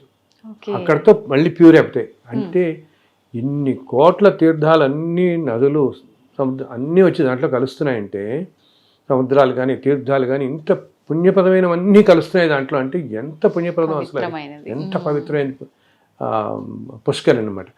అందుకని పాతకాలంలో అందరూ పుష్కరిణిలో స్నానం చేసేవాళ్ళు. ఇప్పుడు ఏంటి హడావిడి స్పీడ్ అయిపోయి వెళ్ళిపోతున్నారు. కనీసం మీకు ఏమాత్రం వీలున్నా పుష్కరిణిలో స్నానం చేసి చక్కగా అసలు సర్వ రోగాలను పోతాయి తల్లి. అంత పవిత్రమైన నీరు అనమాట. అంతేకాకుండా ఇంకోటి ఏంటంటే, వైకుంఠంలో విరజా నది అని ప్రవహిస్తూ ఉంటుంది. వైకుంఠంలో మాత్రమే, భూమి మీద ఉండదు. ఆ వైకుంఠంలో ఉండే విరజా నది ఇక్కడ తిరుమలలో స్వామివారి పాదాల కింద ప్రవహిస్తూ ఉంటుంది, అంతర్వాహిని లాగా కొండల్లో. అది ఒక కాలంలో ఎట్లా ఉండేదంటే, ఆ స్వామివారి పాదాల నుంచి ఇలాగ బయటికి వాటర్ వచ్చేది, గుళ్ళు అంతా స్ప్రింకిల్స్ లేదు, పాదాలను బయటకు వచ్చేసేది వాటర్. అందుకని వాళ్ళ తర్వాత కాలంలో కొంచెం సీసం అది వేసి చేశారు, నీళ్ళు వచ్చేసేవి. సో కింద అంతర్వాహిని లాగా వైకుంఠంలో ఉండేది. ఆ విరజా నది ఇది కూడా ఈ పుష్కరంలో కలిసి ఉంటుంది. సో ఎంతో పుణ్యపదం. అందుకని కనీసం 4 నీళ్ళు చల్లుకున్న పుణ్యపదం. ఆ తర్వాత ఇంకా స్వామిని దర్శించుకునేటప్పుడు ప్రతి క్షణం మనం దర్శించుకుంటున్నప్పుడు ఆయనే తలుచుకుంటూ వెళ్ళండి, మీరు వెళ్ళేంత వరకు కూడా. బికాస్ ఆ చుట్టుపక్కల అంతా ఆయన ఉంటాడు. అట్లాగే మనకి సాధారణంగా చాలామంది వెళ్ళే వాళ్ళలో కోరికలతో వెళ్ళేవాళ్ళు ఉంటాం కదా, ఏదో కష్టంతో. ఆ కోరికలేవో మీరు ముందే చెప్పుకోండి మనసులో మీకు. ఎందుకంటే అక్కడికి వెళ్ళేటప్పటికి మనం ఆ భగవంతుడు ఎంత పవర్ఫుల్ అంటే తల్లి, ఒక పెద్ద ఆరాలాగా ఉంటుంది. అక్కడ ఒక వేరే డైమెన్షన్ ఉంటుంది అన్నమాట. మనం ఎప్పుడైతే ఇంకా మహాద్వారం దాటి ధ్వజస్తంభం దగ్గరికి వెళ్ళిపోతామో ఆ వలయంలోకి వెళ్తాం, ఆ డైమెన్షన్లోకి. అక్కడికి వెళ్ళగానే మనకి అసలు థాట్లెస్ అయిపోతాం. మనకి ఏ కోరికలు ఏమి, అసలు మెస్మరైజ్ అయిపోతాం అనమాట పూర్తిగా. మనం కూడా డైమెన్షన్లోకి వెళ్తాం కదా, ఏది తెలియదు. అందుకు మీరు అసలు చెప్పాలంటే మనకేం కావాలో ఆయన తెలియదా? తెలుసు, అన్నీ ఆయన తెలుసు. సో మన తృప్తి కోసం మనం తెలుసుకోవటం. ఇంకొకటి పైన ఎప్పుడు కూడా ఎంతోమంది దేవతలు నిత్యం రకరకాల రూపాల్లో తిరుగుతుంటారు అక్కడ. నిజమైన నిజంగా. అండ్ ఎస్పెషల్లీ పొద్దున సుప్రభాత సమయంలో, ఇంకా ముందు ఆలయం తెరిచే ముందు అనమాట, ఈ దేవతలు అందరూ వచ్చి స్వామిని దర్శించుకుంటారు. అందుకని చాలా వైబ్రెంట్గా ఉంటుంది మార్నింగ్ టైంలో. మనకి అప్పటి నుంచి 6:30 అప్పటిదాకా చాలా వైబ్రెంట్గా ఉంటుంది. సో వీలున్న వాళ్ళు ఆ సమయంలో దర్శనానికి వెళ్ళటం కష్టం చాలా. కనీసం మీరు ఆలయం బయటంతా ఓపెన్ ప్లేసే కదా, చక్కగా 3-4 అప్పుడు మీరు ఎక్కడన్నా కూర్చుని కాస్త కళ్ళు మూసి ధ్యానం అని కూడా నేను కళ్ళు మూసి కూర్చుంటే చాలా ప్రశాంతంగా, ఏ ఆలోచన లేకుండా మీరు అందరు దేవతలు అక్కడ తిరుగుతున్నట్టు మనకి ఆ ఫీలింగ్ వస్తుంది. చక్కగా గ్రహించవచ్చు. అసలు మన శరీరం ఎంతో లైట్గా అయిపోయినట్టు అనిపిస్తుంది. 3-4-3:30 ఆ టైంలో కాస్త ప్రశాంతంగా గుడి బయట పుష్కరం దగ్గర ఎక్కడో సరే అక్కడెక్కడ కూర్చున్నా కూడా ఉంటుంది అనమాట. అంతేకాకుండా అసలు ఇంకా ప్రశాంతంగా కూర్చోగలిగితే ఆ టైంలో 2:30-3 ఆ టైంలో సుప్రభాతం చదువుతారు కదా, ఆ టైంలో యాక్చువల్గా అక్కడ ఎప్పుడు కూడా ఓంకారం ప్రతిధ్వనిస్తూ ఉంటుంది ఆ కొండల్లో. నిత్యం ఓం అని మనకి తెలియదు అసలు, అది మామూలుగా వినపడదు అనమాట. మనం కనుక కొంచెం ధ్యానంలో వెళితే, ధ్యానం అంటే మన వాళ్ళందరూ ఏదో కంగారు పెడిపోతారు. ధ్యానం అంటే దానికి ఏదో ప్రాక్టీస్ చేయాలి, 2 గంటలు ముక్కు మూసుకొచ్చేయాలి, ఏం అక్కలేదు. ధ్యానం అంటే థాట్లెస్నెస్ అనమాట. నీకు వేరే ఆలోచన రానియకుండా ప్రశాంతంగా ఉన్నామంటే అదే ధ్యానం చేసుకోవడం. వేరే వేరే ఈ లౌకికపరమైన ఆలోచన లేకుండా మనసును ప్రశాంతంగా పెట్టుకుంటే అదే ధ్యానం. అప్పుడు ఒక 10 నిమిషాలు ప్రశాంతంగా పెట్టుకుంటే అప్పుడు ఆ నెక్స్ట్ డైమెన్షన్లో ఉండేవన్నీ మనకు కనపడతాయి. యాక్చువల్గా భగవంతుడు ఏంటంటే తల్లి, మన వాళ్ళు అంటారే ఏదో లోకంలో ఉంటాడు దేవుడు మనకు కనపడని. ఆ లోకం అనేది మనం లోకం అంటే అదొక డైమెన్షన్ అనమాట. అది మన పక్కనే ఉంటుంది. ఇప్పుడు మనం ఇలా ఉన్నామా, ఆ డైమెన్షన్ పక్కన ఉంటుంది. మనం ఏంటంటే దాంట్లోకి ఎంటర్ కాలేం మనం. ఓకే, ఆ డైమెన్షన్లోకి ఇలా ఈ శరీరంతో ఇలా ఎంటర్ కాలేం మనం. బట్ మనకు అనుభూతి చెందుతుంది. అందుకని నువ్వు చూడు, కొన్ని ప్రదేశాలకు వెళ్ళినప్పుడు ఇప్పుడు శ్రీశైలము, ఓకే, ఒక కంచి కానీ కాశీ కానీ అటువంటి చోట్ల దేవతలే ఉంటారు కాబట్టి ఆ డైమెన్షన్లోకి మామూలు వాళ్ళు ఎంటర్ అయినా ఒక విధమైన హ్యాపీనెస్ ఫీల్ అవుతాం. హాయి ఫీల్ మనకు తెలియకుండానే తేలిగ్గా అనిపిస్తుంది, సంతోషంగా అనిపిస్తుంది. అండ్ అక్కడి నుంచి కొంత రాబుద్ధి కాదు మనసుకి, మనం చెప్పలేము ఎందుకు రాబుద్ధి కాదు, బట్ ఆ సంతోషం ఫీల్ అవుతాం. Because we step in to that dimension for a while మామూలుగా. అండ్ మనం కనుక ప్యూర్ హార్టెడ్ అయ్యి మంచితనం మంచి సంకల్పంతో ఉండేవాళ్ళైతే ఆ డైమెన్షన్లో ఇంకా బాగా తెలుస్తుంది మనకి అది, ఆ ఫీల్ బాగా అనమాట. సో అందుకే నేను అందరితో మన వాళ్ళతో చెప్తాను, తిరుమల వెళ్ళినప్పుడు మీరు ఉన్నంతసేపు కూడా ఆ కాసేపు వేరే ఆలోచన పక్కన పెట్టేయండి, ఏమి వద్దు, భగవంతున్నే స్మరిస్తూ ఉండండి. మీకు తెలిసిన ఏ నామం అయినా సరే సింపుల్గా ఏదో ఓం నమో నారాయణ, ఓం నమో వెంకటేశాయనో, అలా ఆయన రూపాన్ని ఇవన్నీ కుదరవా, ఆయన రూపం అలా తలుచుకుంటూ ఉండండి దర్శించుకున్నంత వరకు. ఆ ఉన్న ఒక్కరోజు అప్పుడప్పుడు కూడా భగవంతుడికి సంబంధించి ఏమైనా మాట్లాడుకుంటూ ఉండండి. బికాజ్ మనం మాట్లాడే ప్రతిదీ మన చుట్టుపక్కల వాళ్ళని ఏ దేవతో కూర్చోవచ్చు. ఇప్పుడు పక్కన మనం వచ్చి ఏ తమిళనాడు భక్తుడో ఏ మహారాష్ట్ర భక్తుడో కూర్చుంటాడు, మనం అనుకుంటే ఈయన తమిళనాడు భక్తుడు అనుకుంటామా, ఆయన నిజంగా ఏ ఇంద్రుడో ఉండొచ్చు, ఏ చంద్రుడో ఉండొచ్చు. నవగ్రహాలు, అందరు దేవతలు, అష్టదిక్పాలకులు అక్కడ నిత్యం అనేక రూపాల్లో సంచరిస్తారు తల్లి. నేను ప్రత్యక్షంగా అనుభవించాను ఎన్నోసార్లు. అలా సూర్యనారాయణ రావటం, చంద్రుడు రావటం అసలు ప్రత్యక్షంగా చూశాను అనమాట. మీకు ఎట్లా అనిపించింది గురుగారు వాళ్ళు దేవత? అసలు ఆ క్షణంలో తెలిసిపోతుంది మనకి ఏ దేవత అనేది చాలా తెలుస్తుంది మనకి, అది ఇన్స్టెంట్గా తెలుస్తుంది. ఎస్పెషల్లీ మార్నింగ్ టైమే. ఇందాక నేను చెప్పాను తెల్లవారుజాము టైంలో, సపోజ్ మనం పొద్దున్న ఏ సుప్రభాతంకి వెళ్ళటమో ఏదైనా వెళ్ళొచ్చాం అనుకోండి, వెళ్ళొచ్చి చూస్తుంటే అసలు ఆ అట్మాస్ఫియర్ అంతా ఛార్జ్డ్ అయిపోయి ఉంటుంది అనమాట. అసలు వేరే డైమెన్షన్లో ఉన్నట్టే ఉంటుంది, అక్కడి నుంచి రాబోద్ది కాదు. అందుకని మన వాళ్ళకి చెప్తాను, మీరు దర్శనానికి వెళ్ళినా సరే, లేదా మీరు ఆరో రాత్రి పడుకుంటారనుకోండి, అందుకని మేము అంటాం, మన వాళ్ళందరూ ఏమంటారు, ఏదైనా క్షేత్రం వెళ్తే నిద్ర చేయండి అంటారు. అంతే కదా, మన వాళ్ళంతా ఇప్పుడు మోడర్న్ అయిపోయి వెళ్ళిపోయి 2 గంటల దర్శనం 4 గంటలకు కనుక్కి వచ్చేయడం, ఈవినింగ్ అలా చేస్తున్నారు. అసలు అప్పుడు నీకేంటంటే ఓకే, ఫలితం సంగతి వదిలిపెట్టి ఒక క్షేత్రంలో నిద్ర చేయమని అనేది ఎందుకంటే అక్కడ ఉండే పాజిటివ్ ఎనర్జీ మనం తీసుకోగలుగుతాం. రాత్రి వేళల్లో అందరు దేవతలు వస్తారు ఆ క్షేత్రాలకి. అలా ఉన్నప్పుడు మన శరీరంలో ఉండే అనారోగ్యాలన్నీ పోతాయి. అందుకని నిద్ర చేయండి అని ప్రతివాడు చెప్పేది. రాత్రి నిద్ర వేళ చేస్తే కనుక ఆ తెల్లవారుజామున దర్శనం దేవతలు వచ్చినప్పుడు ఆ ఎనర్జీ అంతా కూడా మనలో ఉన్న డిసీజెస్ అన్నింటినీ తొలగిస్తుంది, మన ఎంతో మార్పు తీసుకొస్తుంది మన ఆరోగ్యం కూడా అనమాట. అదైన తర్వాత అందుని ఉన్నంతసేపు ఇంకోటి ఏంటి, ఓకే జనరల్ మాటలు కబుర్లు ఇవన్నీ వదిలే. ఈ మధ్య ఇంకొకటి అందరికీ ఇది మానవ సహజం, మనుషులంటేనే మనకి రకరకాలుగా పోతుంది మనసు కదా, అతి సామాన్యమైన వాళ్ళం మనం అందరం. సో ప్రతి వాళ్ళకి ఏం పోతుంది అడిగాను, కానీ ఇంకా వాళ్ళకి ఎవరికో బ్రేక్ దొరికింది, నాకు ఇది దొరకలేదు, లేకపోతే ఆయన ఎవరో ఉన్నాడు, ఆయన ఇన్ని అన్యాయాలు చేస్తాడు, ఆయన ఈ పొజిషన్లో ఉన్నాడు, వీళ్ళు ఏదో అవుతారు, ఇంకెవరో అన్యాయం చేశారు, వీళ్ళు ఏదో బోర్డు మెంబర్ అయిపోయారో, ఇంకేదో అయిపోయారో, లేకపోతే ఇటువంటివన్నీ అనుకుంటారు. అసలు ఎవ్వరి గురించి జడ్జిమెంటల్గా ఉండద్దు. నేను చెప్తాను, మనకి ఇదంతా అనవసరం. వాళ్ళు ఎవరో ఉన్నారా, వీళ్ళు ఇట్లా ఉన్నారా, లేకపోతే ఇదంతా ఇప్పుడు ఈ మధ్య అంటున్నారు సార్ అంతా కమర్షియల్ అయిపోయింది సార్, ఈ కమర్షియల్ అయిపోయిందా అది అయిపోయింది, ఇదంతా మనకి అనవసరం. ఈయన కోట్ల సంవత్సరాల నుంచి ఉన్నాడే, ఎన్ని సంవత్సరాల్లో ఎటువంటి సంస్కృతుల్లో ఉన్నాయో ఎవరు శ్రీకృష్ణదేవరాయలు వచ్చేవాడు. శ్రీకృష్ణదేవరాయలు వచ్చేటప్పుడు తల్లి ఒక ఫ్రెంచ్ ట్రావెలర్ అనమాట. ఆయన ఆ టైంలో వచ్చి కృష్ణదేవరాయలు 7 సార్లు తిరుమల దర్శించుకున్నాడు. ఆయన వచ్చినప్పుడు కొండ మీదకి తెలుసా 10,000 గుర్రాలు వచ్చేవి. ఆయనతో పాటు 10,000 గుర్రాలు, ఒక 500 ఏనుగులు, ఇవన్నీ వచ్చి కొండకి కొన్ని లక్షల మంది వచ్చేవాళ్ళు ఆయనతో పాటు పరివారం. అలా 7 సార్లు వచ్చాడు ఆయన. ప్రతిసారి ఏదైనా జైత్రయాత్రకు వెళ్ళినప్పుడు అది విజయం పొందగానే తిరుమల వచ్చి స్వామిని దర్శించుకునేవాడు. ఎన్నో ఆభరణాలు ఎన్నో చేయించాడు అక్కడ. అసలు ఒక ట్రావెలర్ రాస్తాడు, వాళ్ళు వెళ్తున్నప్పుడు ఎలా ఉంటుంది పైన అంతా అదే అసలు మనం ఇప్పుడు అనుకుంటాం ఆ రోజుల్లోనే లక్షల మంది వచ్చేవాళ్ళు తిరుమలకి, అలా ఉండేది ఆ క్షేత్రం ఒకప్పుడు అని. బుక్లో ద లిజెండ్ ది ఇండియా అని చెప్పి ఒక బుక్ రాస్తాడు అతను, ఒక ఆయన. ఇప్పుడు 1700-1800లో అయింది, తర్వాత ఆ మధ్య ప్రింట్ అయింది అది. అక్కడ ఆ మ్యాన్స్క్రిప్ట్ ఇలా ఉండిపోయింది ఎప్పుడుదో. ఓకే, చాలా చాలా విశేషాలు రాస్తాడు తిరుమల గురించి దాంట్లో. సో నేను చెప్తున్నానంటే ఇది కాలక్రమంలో రకరకాలు వస్తాయి. ఇప్పుడు ఇందాకేం చెప్పాను, అసలు 400-500 సంవత్సరం మధ్యలో కొంతకాలం రోజుకు 100 మంది వెళ్ళేవాళ్ళు అంతే అసలు తిరుమల ఆలయంకి, బికాజ్ అంత అడవి కదా అప్పుడు, తిరుపతి లేదు, ఇవి ఏమీ లేవు ఇవన్నీ కూడా. సో ఆలయం అడవి నుంచి వెళ్ళడానికి చాలా కష్టం కాబట్టి ఒక 100 మంది పోగైతే ఈ 100 మంది నడుచుకుంటూ వెళ్ళి దర్శనం చేసుకుని వచ్చేసేవాడు.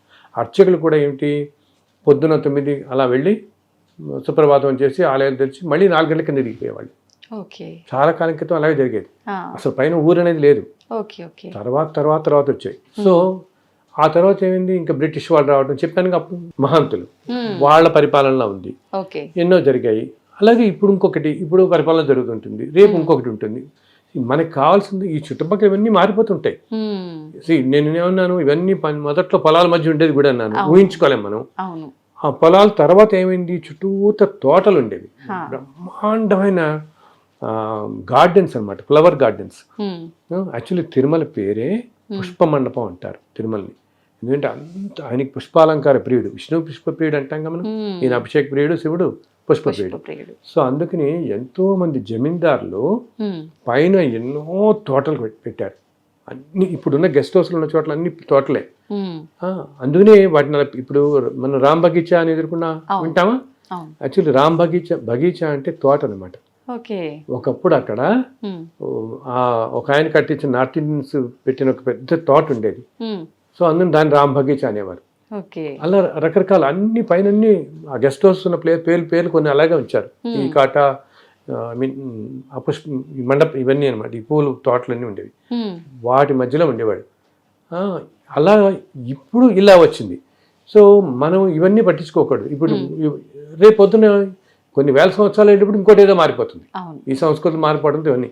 బట్ లోపల ఆయన మాత్రం ఒకటే కదా, ఆయన అలాగే ఉంటాడు. ఆయన వీటన్నిటికీ చిద్విలాసంగా ఉంటాడు, ఆయనకి ఇది ఏమీ పట్టదు.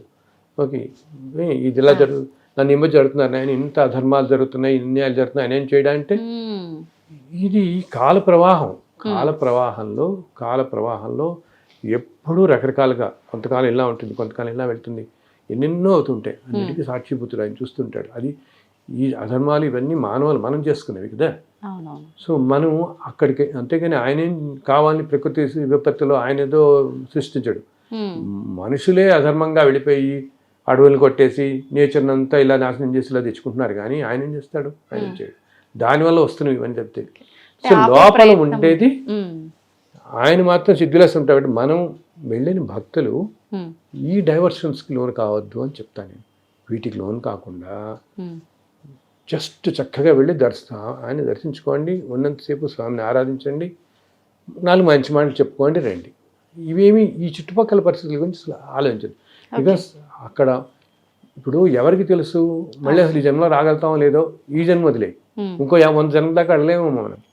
ఇప్పుడు వచ్చే జన్మలో మనం ఇప్పుడు ఈ జన్మలో పుట్టాం, వచ్చే జన్మలో ఏ పాకిస్తాన్లోనూ పుట్టచ్చు, ఏ ఫ్రెంచ్లోనూ పుట్టచ్చు, ఏ ఫ్రెంచ్ దంపతులు, ఏ అమెరికన్స్ పుట్టచ్చు, ఏ రష్యాలో పుట్టచ్చు, ఇవన్నీ కాకుండా ఏదో అమెజాన్ ఫారెస్ట్లో ఎక్కడ పుట్టచ్చు, ఏ జాతిలో అసలు వైల్డ్ లైఫ్లోకి వెళ్ళిపోతామో, ఎక్కడికి వెళ్తామో,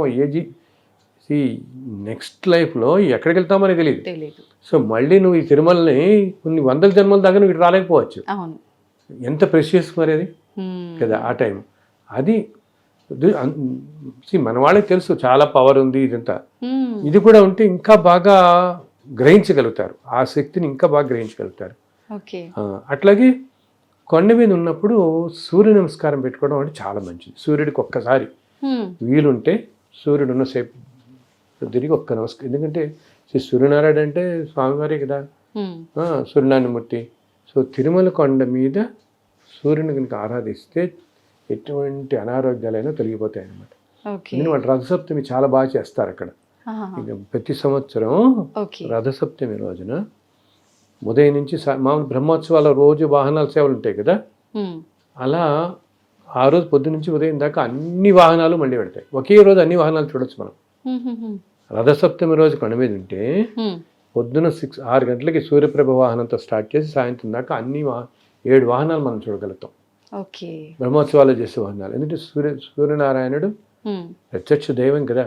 సో కొండ మీద ఉన్నప్పుడు మన వాళ్ళందరికీ నేను చెప్పేది ఏంటంటే ఒక్కసారి సూర్యుడికి నమస్కారం పెట్టుకోండి. అది చాలా మనకి అనారోగ్యాల నుంచి బయటపడేస్తుంది. ఇంత మహత్యం ఎందుకు గురువు గారు? అంటే వెంకటేశ్వర స్వామికి కానీ ఆ స్థలానికి కానీ అక్కడ ఇందాక చెప్పాను చూడు, ఈ సృష్టి మొత్తానికి కారణభూతమైనటువంటి పరబ్రహ్మ స్వరూపమే ఉంది అక్కడ. అండ్ ఆయన ఇప్పుడు మామూలుగా ఆలయాలు ఏంటి, కొన్ని స్వయం వ్యక్తం అంటాం, అంటే భగవంతుడే వెలియటం. కొన్ని ఆలయాలు ఏంటంటే మహర్షుల చేత ప్రతిష్ఠింపబడేవి, కొన్ని ఏమో సిద్ధుల చేత యోగుల చేత ప్రతిష్ఠింపబడేవి. ఇప్పుడు మనం అంటుంటాం చూడు, ఇది అగస్త్యుడు ప్రతిష్ఠించాడు, ఇది భరద్వాజ్ ప్రతిష్ఠించాడు అని చెప్పుకుంటుంటాం. ఏదైనా గుళ్ళకి వెళ్తే ఊళ్ళల్లో మనం కొన్ని చోట్ల అలాగా కొన్ని సిద్ధులు యోగులు, కొన్ని ఆ స్వామీజీ ప్రతిష్ఠించారు, ఈ స్వామి ఇలా చెప్తుంటాం. కొన్ని ఈ మిగతావి మానవ ప్రతిష్టాలు, అంటే మానవులు మనం కట్టించేవి, వీళ్ళు చేసేవి. సో వీటిలన్నిటికంటే సుప్రీం ఏంటి, స్వయం వ్యక్తం, అంటే భగవంతుడే స్వయంగా మనం కోటం వేలవటం అనమాట. సో ఇలా తిరుమలలో ఉన్నది అలా సాక్షాత్తు ఆయనతో ఆయన వెలిసింది. ఆయనే మనని కలియుగంలో ఈ కష్టాల నుంచి కాపాడడం కోసం ఆయన తీసుకున్న ఇదనమాట. అందుకని అంత పవర్ఫుల్ ప్లేస్ అది. సాక్షాత్తు భగవంతుడే వైకుంఠం నుంచి వచ్చి నిలబడిన ప్రదేశం కాబట్టి. ఇంకొకటి ఏమిటి, అలాగే ఈ వెంకటాద్రి అని మనం కొండ ఎక్కుతున్నాం కదా, ఈ వెంకటాద్రి అంతా కూడా శేషాచలం కూడా అంటాం. అది యాక్చువల్లీ అంతా ఆదిశేషుడే. ఆదిశేషుడే పర్వత రూపంలో అలా ఉంటాడు మొత్తం. ఎందుకంటే పైన స్వామివారు ఉన్నారు కాబట్టి పర్వత రూపంలో ఉంటాడు. అలాగే ఆ స్వామి పుష్కరిణి అంతా కూడా వైకుంఠంలో ఉండే ఆ పుష్కరిణి ఇక్కడ వస్తుంది. స్వామి వచ్చాడు కదా, అది కూడా వస్తుంది అనమాట. ఆ పుష్కరిణి కూడా ఇంత పవిత్రమైన ప్రదేశాలు ఉన్నాయి కాబట్టి అంత పవర్ ఆ స్థలానికి. అండ్ ఇంకోటి చెప్పానుగా, ఇన్ని కోట్ల సంవత్సరాలుగా ఇన్ని దేవతలు. అంతేకాదు, అసలు మనం అనుకుంటాం రాములు వారు కూడా సాక్షాత్తు వెళుతూ రామచంద్ర వాళ్ళు కూడా వస్తారు ఇక్కడికి, తిరుమల కొండకు వస్తారు. ఇలా ఎందరో దేవతలు అన్నమాట వచ్చిన ప్రదేశం కాబట్టి ఇన్ని కోట్ల సంవత్సరాలుగా. ఇంకోటి ఏంటి, నిత్యం ఇన్ని వేల సంవత్సరాలుగా ఎన్ని ఆరాధనలు అవుతున్నాయి అక్కడ, ఉదయం నుంచి రాత్రి దాకా అవుతున్నాయి. అండ్ సంవత్సరం పొడుగున ఒక 300-400 రకరకాల ఉత్సవాలు జరుగుతూనే ఉంటాయి. నిత్యోత్సవ అంటారు వాళ్ళు, వారోత్సవ, పక్షోత్సవ, మాసోత్సవ అని చెప్తారు, సంవత్సరోత్సవం అని అన్ని రకాల ఉత్సవాలు అవుతుంటాయి. 400 ఉత్సవాలు ఎన్నో ఉంటారు వాళ్ళు. ఇన్ని ఉత్సవాలు జరుగుతూ ప్రతిరోజు శ్రీసూక్తం, పురుషోక్తం అన్ని విధాలుగా పూజింపబడుతుంటే ఆ క్షేత్రానికి ఎంత పవర్ ఉంటుంది, వైబ్రేషన్. అండ్ సాక్షాత్తు భగవంతుడే ఉన్నది అక్కడ ఉన్నది. సో దానివల్ల అంత శక్తి ఉంటుంది అనమాట అక్కడ. అందుకనే మనకి అక్కడి నుంచి రాబుద్ది కాదు. ఎందుకంటే మనం ఇప్పుడు మనందరికీ తండ్రి ఎవరు, శ్రీమన్నారాయణుడు. అంతేగా భగవంతుడు ఆయన నుంచే ఈ మానవకటి అంతా కదా పుట్టింది. సో మనకి ఆయన మీద మరి అంత సుప్రీం పవర్ మీద మనకి ఎప్పుడు ప్రేమ ఉంటుంది కదా. మన తండ్రి యజమాని అన్నీ ఆయనే కదా. అందులో అడిగితే రాబుద్ది కాదు కాసేపు దర్శనానికైనా. కానీ మనం ఒక్క స్ప్లిట్ సెకండ్ దర్శనం కలిగినా అక్కడ మనం చూసుకోవాల్సింది ఏంటంటే మనకి ఆయన కనపడ్డా కాదా అన్నది, ఆయన మనని చూసాడా లేదనేది ఇంపార్టెంట్. ఆ సెకండ్లో ఆయన మనని చూస్తున్నాడా. ఇంకొకటి, ఆయన ఆలయంలోనే కాదు, ఆలయం బయట అంతా తిరుగుతూనే ఉంటాడు చక్కగా రోజు. భక్తులు ఆయనకి ఎంతో సంతోషం అంట. ఏంటి, భక్తులు అందరూ రకరకాల కథలు చెప్పుకుంటూ వాళ్ళ ఎక్స్పీరియన్స్ చెప్పుకుంటుంటారు కదా.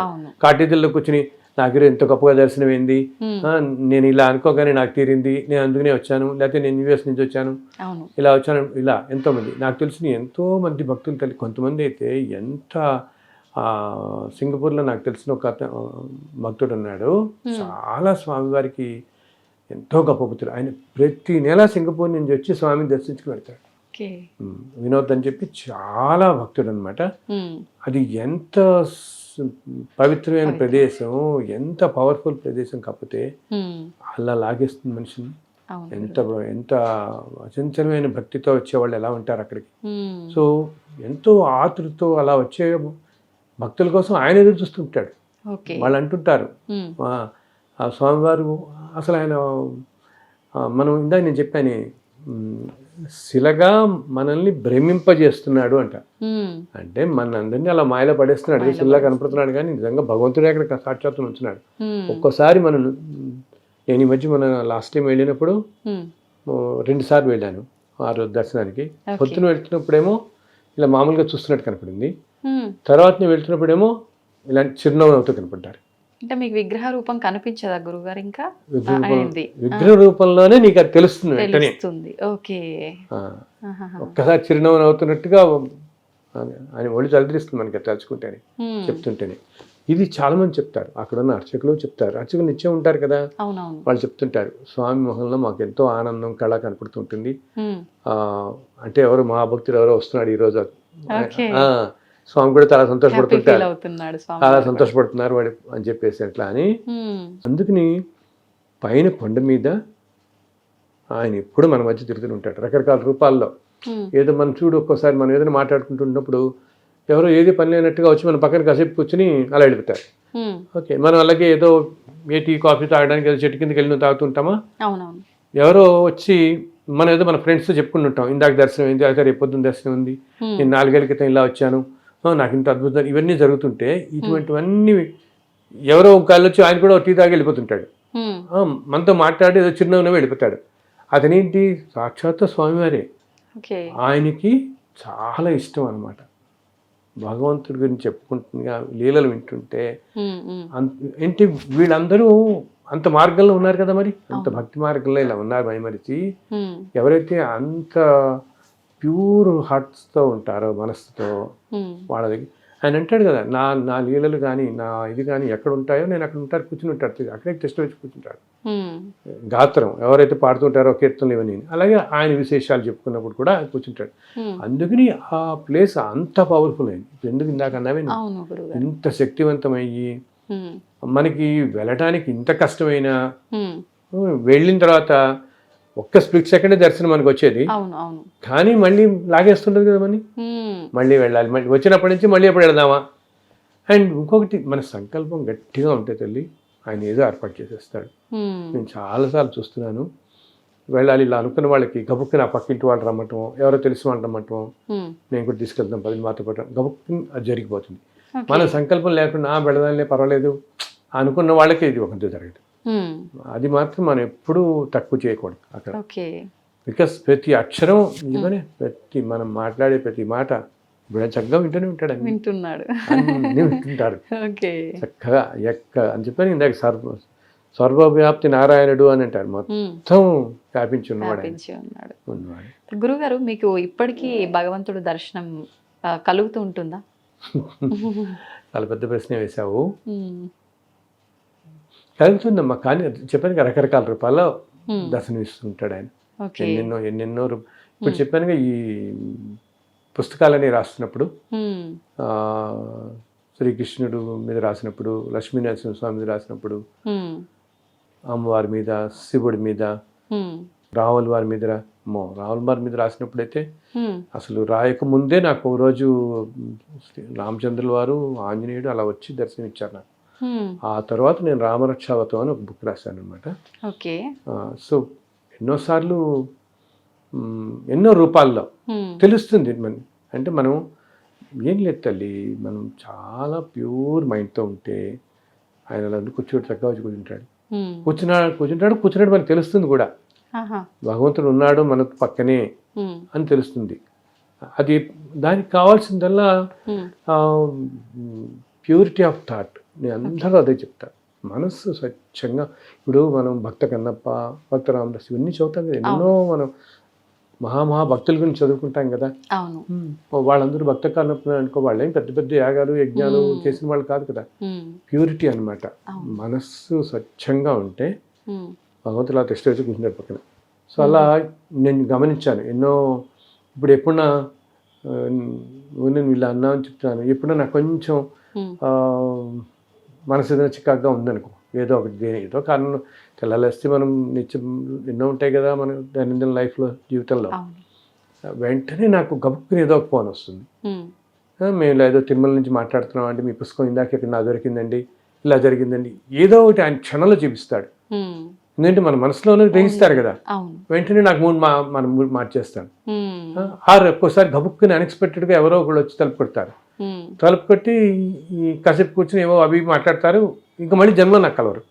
హా, అప్పుడు నాకు తర్వాత నాకు అర్థమవుతుంది వచ్చినవాడు ఈ రూపంలో వచ్చాడు. ఉమ్, బికాస్ ఇప్పుడు కలియుగంలో ఏంటంటే ఇందాక చెప్పినట్టు నీకు భగవంతుడు మానవ రూపంలోనే దర్శనమిస్తాడు ఎక్కువగా. ఓకే. మానవ రూపంలోనే, సాధారణంగా మానవ రూపాల్లోనే దర్శనమిస్తాడు. ఉమ్, ఇంతకుముందు యుగాల్లో లాగా ఆ రూపంలో దర్శనం పెట్టడం చాలా తక్కువ. ఉమ్, నేను ఇవ్వను అని నేను అనను. ఓకే. మహాభక్తులకి వాడు కోరిన రూపంలో దర్శనమిస్తున్నాడు ఇప్పటికీ. ఉమ్, వాళ్ళు ఏ రూపంలో కోరుకుంటే ఆ రూపంలో దర్శనమిస్తున్నాడు ఇప్పటికీ కూడా. ఓకే. సాధారణంగా మామూలుగా ఏంటంటే మానవ రూపంలో ఎక్కువగా, అది కూడా క్షేత్రాలలో ఎక్కువ జరుగుతుంది. ఉహు, ఎక్కువ క్షేత్రాల్లో ఇప్పుడు మనం ఇందాక నేను ఒక భద్రాచలం వెళ్ళినా, ఒక కాశీ వెళ్ళినా, శ్రీరంగం వెళ్ళినా, అటువంటి చోట్ల మనం ఇంత ఆర్తిగా ఉంటే ఉమ్, ప్రతి వాళ్ళకి ఉంటుందో నాకు భగవద్గీత నన్ను అడిగేవాడలో వచ్చి అడిగే క్వశ్చన్స్లో చాలామంది అడిగే ఫస్ట్ క్వశ్చన్ ఇది, ఉమ్, మాకు భగవద్ దర్శనం ఎప్పుడు అవుతుందండి అంటుంటారు. హా, రెండో క్వశ్చన్ ఏమో మాకు మోక్షం ఎప్పుడు వస్తుంది అంటారు.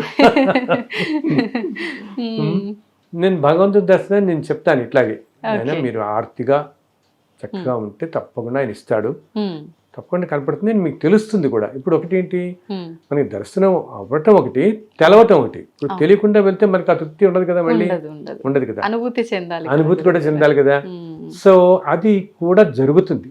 అది ఓకే. కూడా మనం ఎప్పుడైతే అంత ఆర్తిగా ఉన్నామో దర్శనం ఇవ్వటమే కాకుండా ఉమ్, వచ్చింది పరమేశ్వరుడే వచ్చాడు ఈ రూపంలో అని మనకి తక్కువని అర్థమవుతుంది కూడా. కాసేపటికైనా ఆయన విడిపోయిన తర్వాత మనకి ఉమ్, తప్పకుండా అర్థమవుతుంది, ఇస్తాడు. ఓకే. మోక్షం అని అంటారా, ఈ మోక్షం రావాలంటే ఇందా చెప్పానే కొన్ని వందల జన్మల్లో వీటిలో అన్నిటికీ డిటాచ్డ్గా ఉంటూ ఉమ్, ధర్మంగా వెళ్ళిపోతుంటే అప్పుడు దగ్గర అవుతూ ఉంటాం మోక్షానికి. మనం చేసే పనులపైన ఆధారపడి అంతే ఉంటుంది కానీ మనం అంతే. కోరుకోవడం అంతా వల్ల రాదు. మనం చేసే పనులపైనే, ఉమ్, మన ఆలోచన, మనం చేసే పనులపైన ఓకే. అందరు మంచి కోరుకుంటూ మంచితనం చూస్తూ దేనికి జడ్జిమెంటల్గా ఉండకూడదు. ఉమ్, వీడు ఇట్లా ఎందుకున్నాడు, వాడు ఎట్లా ఎందుకున్నాడు, వీడు నన్ను ఇలా ఎందుకు అనుకున్నాడు, ఇది ఇలా ఎందుకు జరిగింది, అవి ఎలా ఏమి ఎందుకు ఎలా జరుగుతున్నాయి అన్నది మనకి కారణం దేనికి మనకి తెలియదు.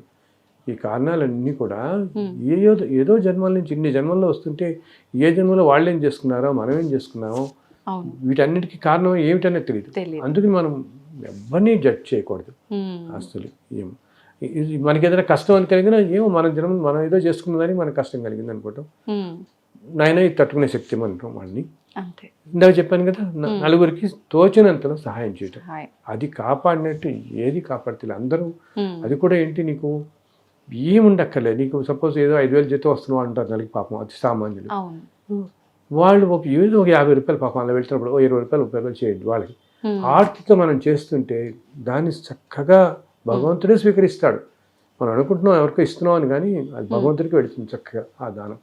ఆయన చక్కగా తీసుకుని, అంతేగాని అహంకారంతో చేయకూడదు. నాకు 100 కోట్లు ఉన్నాయి, పర్లేదు నీకు 10 కోట్లు ఇస్తానని అనుకుంటే దానికి ఏ ఫలితం రాదు మనకి. అది అహంకారంతో చేయకూడదు. అహంకారంతో చేయకుండా నాయన అసలు మనకు తెలియకూడదు, సమర్పిస్తున్నట్టు కూడా మనం అనుకోకూడదు. మనం చేస్తున్నాం అని కూడా ఏ సమర్పించటే సమర్పించడం అందునంటారుగా ప్రతిదానం మన వాళ్ళు కృష్ణార్పణ వస్తూ అనుకోమంటారే అన్నిటికీ అట్లా. అప్పుడు చక్కగా చల్లగా చూస్తాడు ఆయన. చాలా చాలా సంతోషంగా ఉంది గురుగారు, మీ ద్వారా చాలా మంచి విషయాలు తెలుసుకున్నాము. అదే విధంగా వెంకటేశ్వర స్వామి లీలల గురించి, మీ అనుభవాల గురించి వింటుంటే మాకు కూడా పులకించిపోతుంది. నిజంగా చాలా సంతోషంగా ఉంది. చాలా చాలా చాలా సంతోషం తల్లి. నేను ఇందా చెప్పినట్టు నా పుస్తకాలన్నీ కూడా నా వెబ్సైట్లో డౌన్లోడ్ చేసుకోవచ్చు. మీరు సింపుల్గా ఎప్పుడైనా ప్రింట్ తీసుకోవచ్చు. లేకపోతే దాంట్లో నా మెయిల్ ఐడి ఉంటుంది, మెయిల్ పెట్టినా మేము పంపిస్తాం, తప్పకుండా పంపిస్తాం అన్నమాట. అందరూ చక్కగా మీరు అందరూ కూడా సంతోషంగా ఉండాలి. థ్యాంక్ యూ గురుగారు.